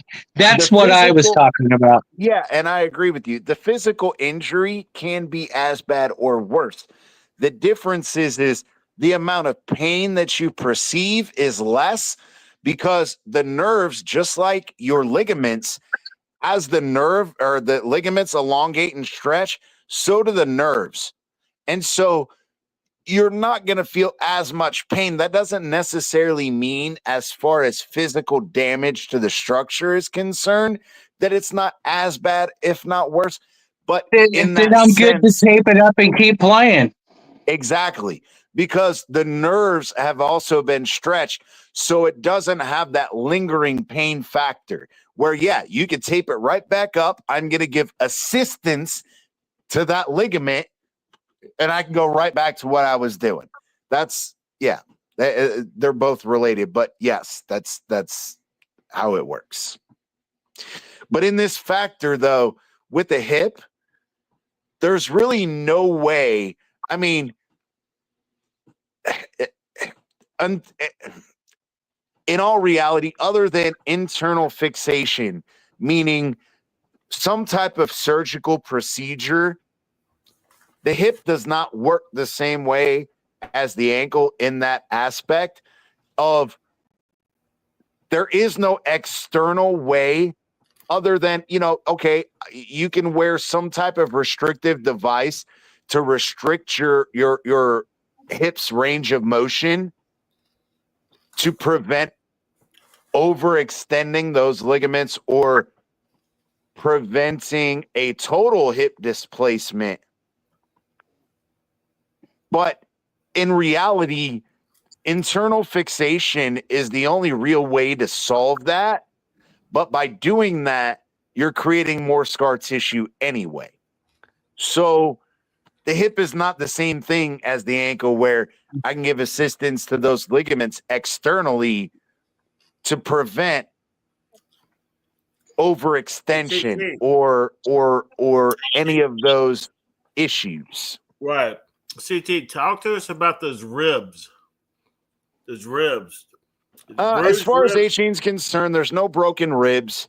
Obviously, you have what's called intercostal muscles. Intercostal just means in between the ribs, in between the bones of the ribs. That shit hurts. Yes, it does. Inflammation and soreness of those ribs can become a factor of pain tolerance. However, from what Mike McDaniel said, that they could have put HN could have came back and played in an emergency, which means, yes, he was fucking hurting and he was sore. I'm sure the next day he was fucking 10 times worse than he was the day of the game. But with no broken ribs and the extra time off, he's good. I don't know. Think he's a young fucker. He probably heals fast. That's what I was gonna get at. If this was an older guy, yeah, it may take a week or two for him to recover. Right. But he's a young dude. I'm sure that they're going in there. They're giving him steroid injections. I'm absolutely sure they're giving him pain injections. They'll give it to him before the game, after the game, whatever, during the game, fucking every which way. I don't see HN not playing. Okay. Sweet. Hopefully, I mean, he takes some hard hits, man. Oh, yeah. You remember 2 weeks ago when he fucking got landed on by two fucking fat dudes and popped right back up. Right. Man, he hopped on that one play. The guy caught him in the fucking air and drove him into the ground. Yeah. Man, that one had me worried that he was going to get hurt on that one. Oh, the two dudes fucking just sandwich him on the fucking ground had me worried, and this motherfucker just pops right back up. And then it's ironic, though, him hurting his fucking ribs on that play. I did see early or right before he got tackled, the dude did fucking like give him like a palm punch into the rib. Because when he fell, though, he did fall awkwardly, but his elbow didn't hit into his ribs or anything like that. So what I'm thinking is maybe the way that his elbow landed and his arm landed, that it maybe kind of stretched some of those intercostal muscles. That it wasn't from direct impact that caused the rib injury. I think it's a muscular injury from him being extended the way that he landed is what I think. Because I thought at first it was his ankle. I thought the guy twisted it at the end or something. That's what I thought too. You saw the awkward angle when the guy landed on top of his ankle. Yeah, that's what I thought. That's what I thought it was. And I was like, son of a bitch. But then you saw where he kind of like cupped his arm or cupped his hand to his head as he was falling, and his elbow fell and stretched outward like above his head. Yeah, I never watched that part. I was fixated on his ankle. Go back and watch it. That's what makes me think, because as you guys do, take your elbow and put it above your head. You can feel that stretch in the muscles in between your ribs. That's what I think his fucking issue was. Because if it was direct impact, you would have seen some type of breaks, and there's no broken ribs. I think it was just, I think there's some intercostal muscle issues there. There's probably some tearing of the muscles there. But again, you tear muscles every time you work out. So as long as there's no significant tears, he should be good to go next Monday. That's good. Yeah, he gets an extra day. Yeah, and you know that they're giving him anti-inflammatory injections. They're giving him steroid injections, which are legal if given in the correct circumstances. I would like to see the Dolphins lighten Achan's load a little bit. I don't like him running in the tackles. I mean, I know he does a good job, but I mean, if you take that away from the Dolphins, we're fucked. You think just let it go like that? I mean, because it's got to be, because if you're going to put him in, everybody's going to know, oh, they're running off tackle. They're running outside. Oh, they're bringing Ollie Gordon in. Oh, they're running inside the tackles. Yeah, they're like, okay. I don't know. Jalen Wright gave a lot for people to kind of, take a look at at least. I'm talking about preserving Achan is what. Yeah, no, I agree with Green Rat. Jalen Wright did give us a lot to chew on, but again, as I said, is it the 6-man personnel, the 6 offensive line personnel, the inclusion of Austin Jackson making it look better? Because what if we don't have that? Is he going to be able to perform in that? That's where I didn't think Borum did all that bad. I know they sucked for the first 7 games or so, but I thought he was doing pretty good. That was the problem. That could be. Austin Jackson might be better at covering up Strange, but I thought they were all doing pretty good, and I thought more, like you said, it's more the pass protection is where we struggle a little bit more now. So I agree, but even Cole Strange in the run game was the fucking liability. If you said you watch Ryder McConnell, which I do, I watch his shit. Cole Strange and fucking run blocking in the beginning of the season was fucking garbage. Oh, I agree. I think just about our whole line was except for about 2 players. Borum was not bad in run, and pass blocking. Borum is fucking trash. Yeah, but Borum was pretty good at run blocking. Cole Strange was the fucking weak link in the run blocking in the beginning of the season after we lost James Daniels. Now that Austin Jackson is back for the last 2 weeks, Say it again. Said, and that's for the rest of the year, isn't it, Daniels? Yep, he is. According to Mike McDaniel, there. But this is again okay. So I don't know if it's the rest of the year. From what we've been told, is James Daniels does not have a definitive timetable for return, which fucking means he's not going to be back this year. Right. But again, yes. But he isn't saying one thing and meaning another. He's just giving the boilerplate, and but the thing is everybody kind of knows what he's saying. But the thing is Mike McDaniel has done that so often, though, where he's given timetables, and I've been on this fucking shtick for how goddamn long, that the Dolphins' fucking medical staff is fucking trash. Sorry. I don't disagree. You keep with this fucking fucking health bullshit and whatever. I'm sorry. Let's go back to the quick example of preventative maintenance, right? You fucking tape up your ankle, you put a fucking a brace on, whether it's a soft brace, hard brace, whatever, you're fucking big. Well, Devontae Parker had fucking hamstring injuries. Why aren't you working his quads and his hamstrings out so that she can equalize those strength levels? Because the number one cause of fucking hamstring and quad pulls is because there's a disparity between what's called antagonistic muscles. Antagonistic muscles are just muscles that are opposites. Quads, fucking hamstrings are opposite. When your quads are fucking more powerful than your fucking hamstrings are, you're going to fucking pull your fucking hamstring. When your hamstring is more powerful than your fucking quad, you're going to pull your fucking quad. Just like Xavier Howard. We're talking about DVT.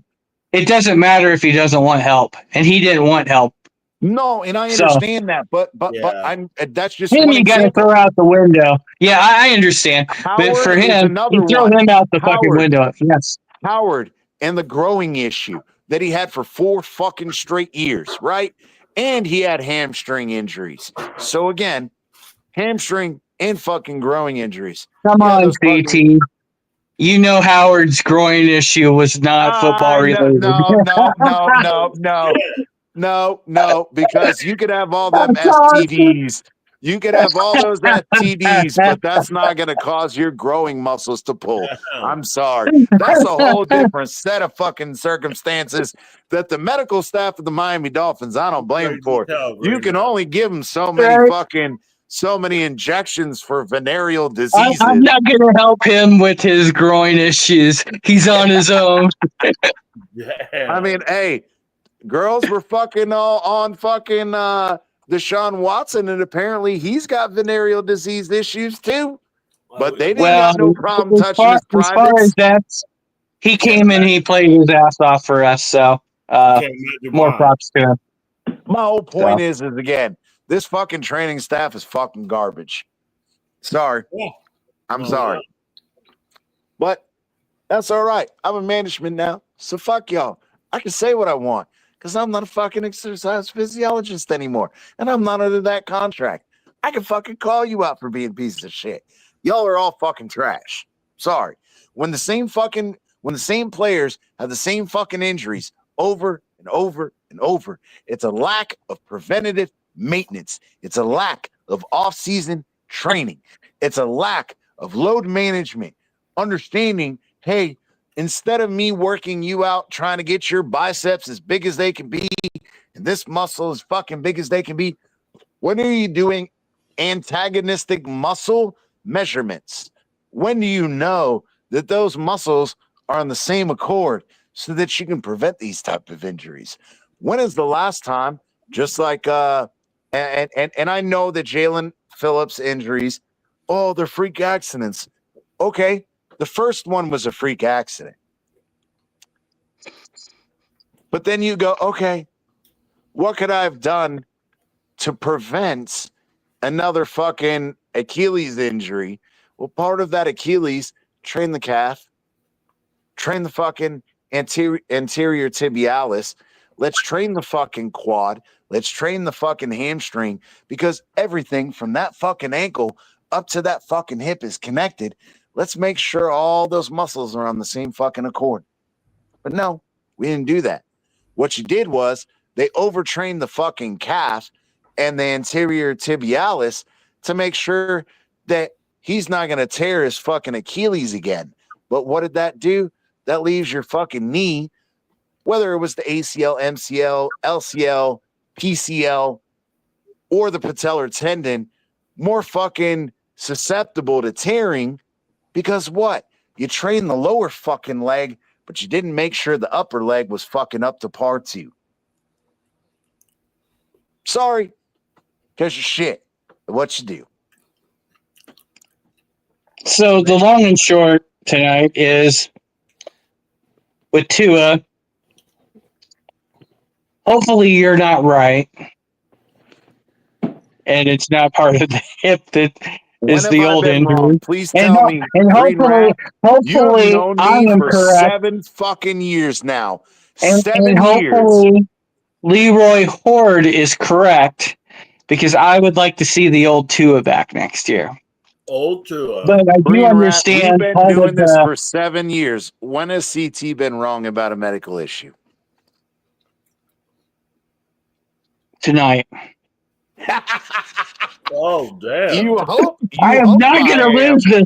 You hope I am. That's exactly what I'm saying. But anyhow, that's funny because it's the whole like the Caitlin Clark thing that's going on. They had her pack on so much muscle. That's where she kept pulling her groin and all that type of stuff. Is they tried to add too much muscle too fast to her. And it's not even And it pretty necessarily much- too fast. It's doing it equally to antagonistic and protagonistic muscles. You have to make sure they're balanced. Because if one side is stronger than the other, that one side is going to pull so greatly that it affects you the don't other want to side. be lopsided. Yeah, It's but not even when you're about- talking a pure shooter, you shouldn't pack on that much muscle in that little amount of time. If you go look at her college size and see what they got her up to last year, it was Solid. like she was ripped and huge and stuff. And at the very end of the year, she's dropped all that muscle and stuff, and she's getting closer to what she was in college and stuff. So Yeah, but that's a completely different story in that aspect, though. When you start creating, and it's a very peculiar thing with basketball, and golf is another one, because of the minute discrepancies in form follows function, right? So if you are creating more muscle, it changes the angles at which your muscles pull your tendons. right, and that So- your arms can move. Exactly. So then you're, but not only that, but then you have to change her touch, right? Because before my muscle was this big, it was this elongated, and this is when I knew, hey, I reached this point, this is when I got to release the ball, right? But if those muscles are stronger, you're going to have to release it earlier because you're creating more force. You have Right? to adapt. You have to So adapt. now- So indirectly, what happened was they talked to Steph Curry, and he put on more muscle, but he put it on a lot slower. He goes, I had to, because they kept pushing me to get bigger and bigger, and his trainer said we can only do a little bit at a time. so that Otherwise, he can adjust like slowly.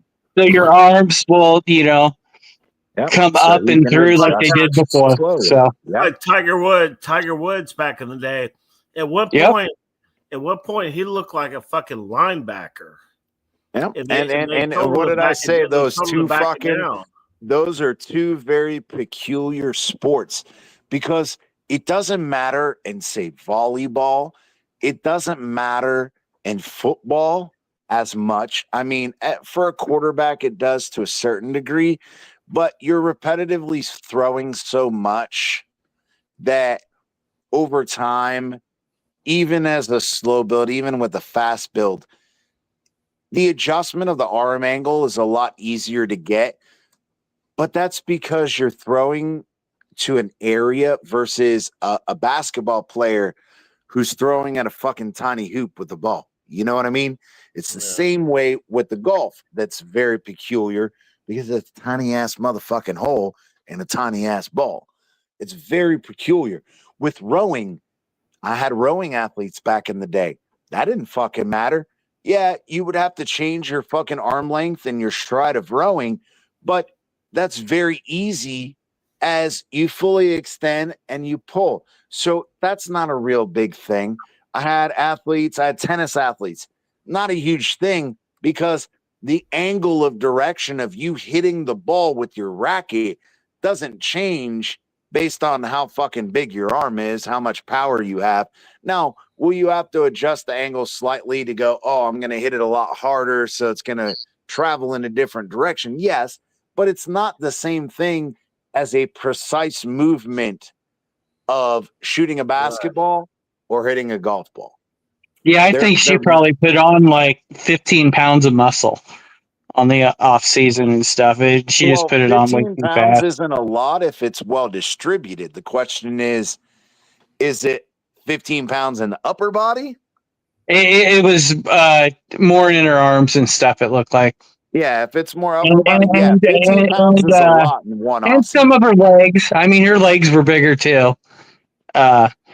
But and then she pulled her groin and then and she did that in like even before the season is when she got her first groin. And then it happened like 2 or 3 times that year. Yeah, so 15 pounds of fat, just to throw it out there, because eventually we're going to end it. But just for those that don't know, muscle weighs more than fat. So when people think of, oh, I gained 15 pounds of fat, when you gain 15 pounds of muscle, 15 pounds of muscle is, I don't know the exact fucking, but I'll just give off it's like adding 15 pounds of fat is antiquated to gaining like 23, 24 pounds of muscle. That's a good analogy. Well, the problem with her is she probably has a 6-pack too. Before this all started, I so understand, but what I'm trying to say is, when she put the muscle on, it was showing right away. No, and I understand, but what I'm trying to say is, people go, "Oh, well, 15 pounds." In all reality, like, people don't think 15 pounds is a lot. Fuck yeah, it is. Go lift a 15-pound weight fucking 100 times and tell me it's not a lot.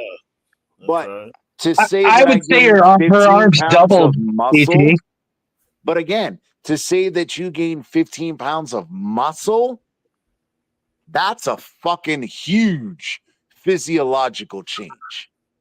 I mean, it was a lot.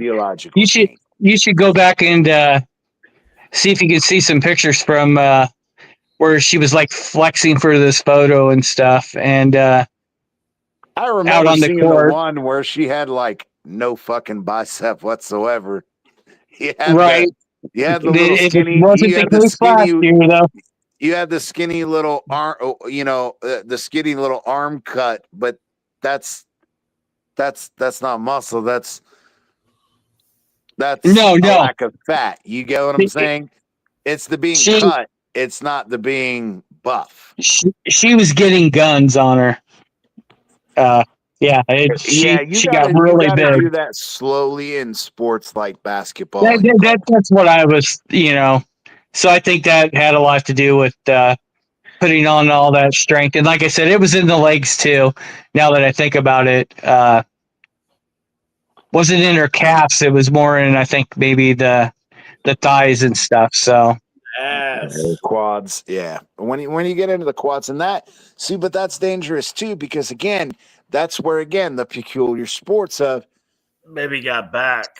When in football, okay, you're gonna gain some quad strength, you're gonna gain some hamstring strength, you get some bicep, tricep strength, you got some shoulder strength, you got some laterals and your back strength.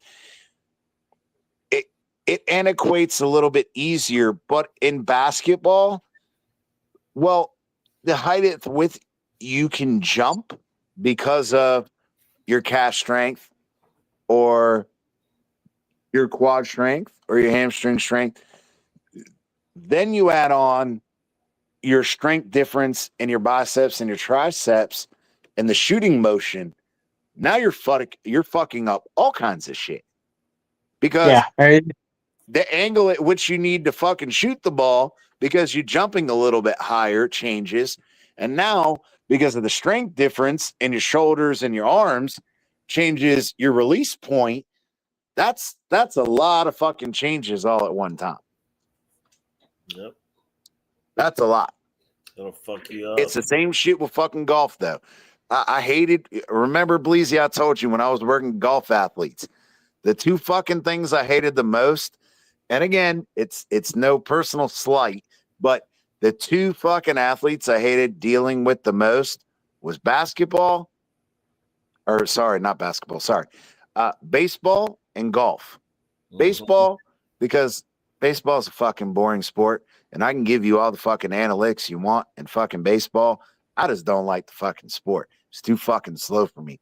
But golf, that shit is so motherfucking complicated. When you get in the biomechanics of golf, it's fucking insane. Yep. Believe me, I used to be good at golf, dude. Believe me, so I know all the. I done seen you and MC out on the fucking course. We gonna have to get out there one time. Yeah, I love it, dude, for sure. No, we'll do it. That Even though MC likes to slice to the left. And MC does play a slice. He sliced it to the left. I remember seeing his short, and he was like, "God damn it, why to the left again?" Yeah. Shout out to MC. I love MC. We'll have to get out there. I play golf like shit, so I go out there for the good time, not to play the golf. All about having a good time, man, no doubt. I feel like sometimes Happy Gilmore, I can fucking knock the shit out of it on the driver. But then trying to be pinpoint at, nah, forget it. Right. You can hit it. That's the same thing with me. I can hit it, but where it ends up, we'll figure that part out later. Yeah, exactly. But anyway, hey, to wrap it up, we appreciate Green Rat, Raphael, MC, everybody coming out. We appreciate it. Michael shout out one more time. MDC 2025, the inaugural first time Survivor Pool Challenge winner, Mo. Shout out to Mo. Get in contact with us on Twitter. Get in contact with Bleezy. Hit him up. It's at Dolphins Content on Twitter. At Dolphins Content. Yep, and we will get you a fucking gift card, brother. Congrats again. $30 Amazon gift card will be emailed to you. That's how we're gonna do man. Contests. So again, congrats again. Yeah, for the next one, we got some other things in the works. Maybe a Super Bowl. Just to let y'all know, it will be a subscriber only. We're gonna kick it up a notch. All you got to do, bring your ass over to fucking YouTube. All you got to do is hit that subscribe button. Shout us out. Let's get some fucking word out on the street. Tell your friends. Like the fucking shows. Come talk to us, man. We're gonna be doing more shows because we've been taking a break. Shit's going crazy, like with everybody. We're about to lock back in. And we got a really juicy, possibly, me and CT got to iron out the details, but we may have a really good Super Bowl contest coming up. Absolutely. But again, subscriber only. Yeah. So all y'all got to do is bring your asses over from X. All you gotta do. Hit that subscribe button. While you're at it, come hit the fucking like button on our shit. Congrats to Mo. And shout out to Chambo, too. Absolutely. Put up a good fight. And thanks for Michael K, everybody who came in the chat. Raphael, Green Rat coming on, MC coming on. Bro, we had 40 of y'all in here. 40 of y'all in here.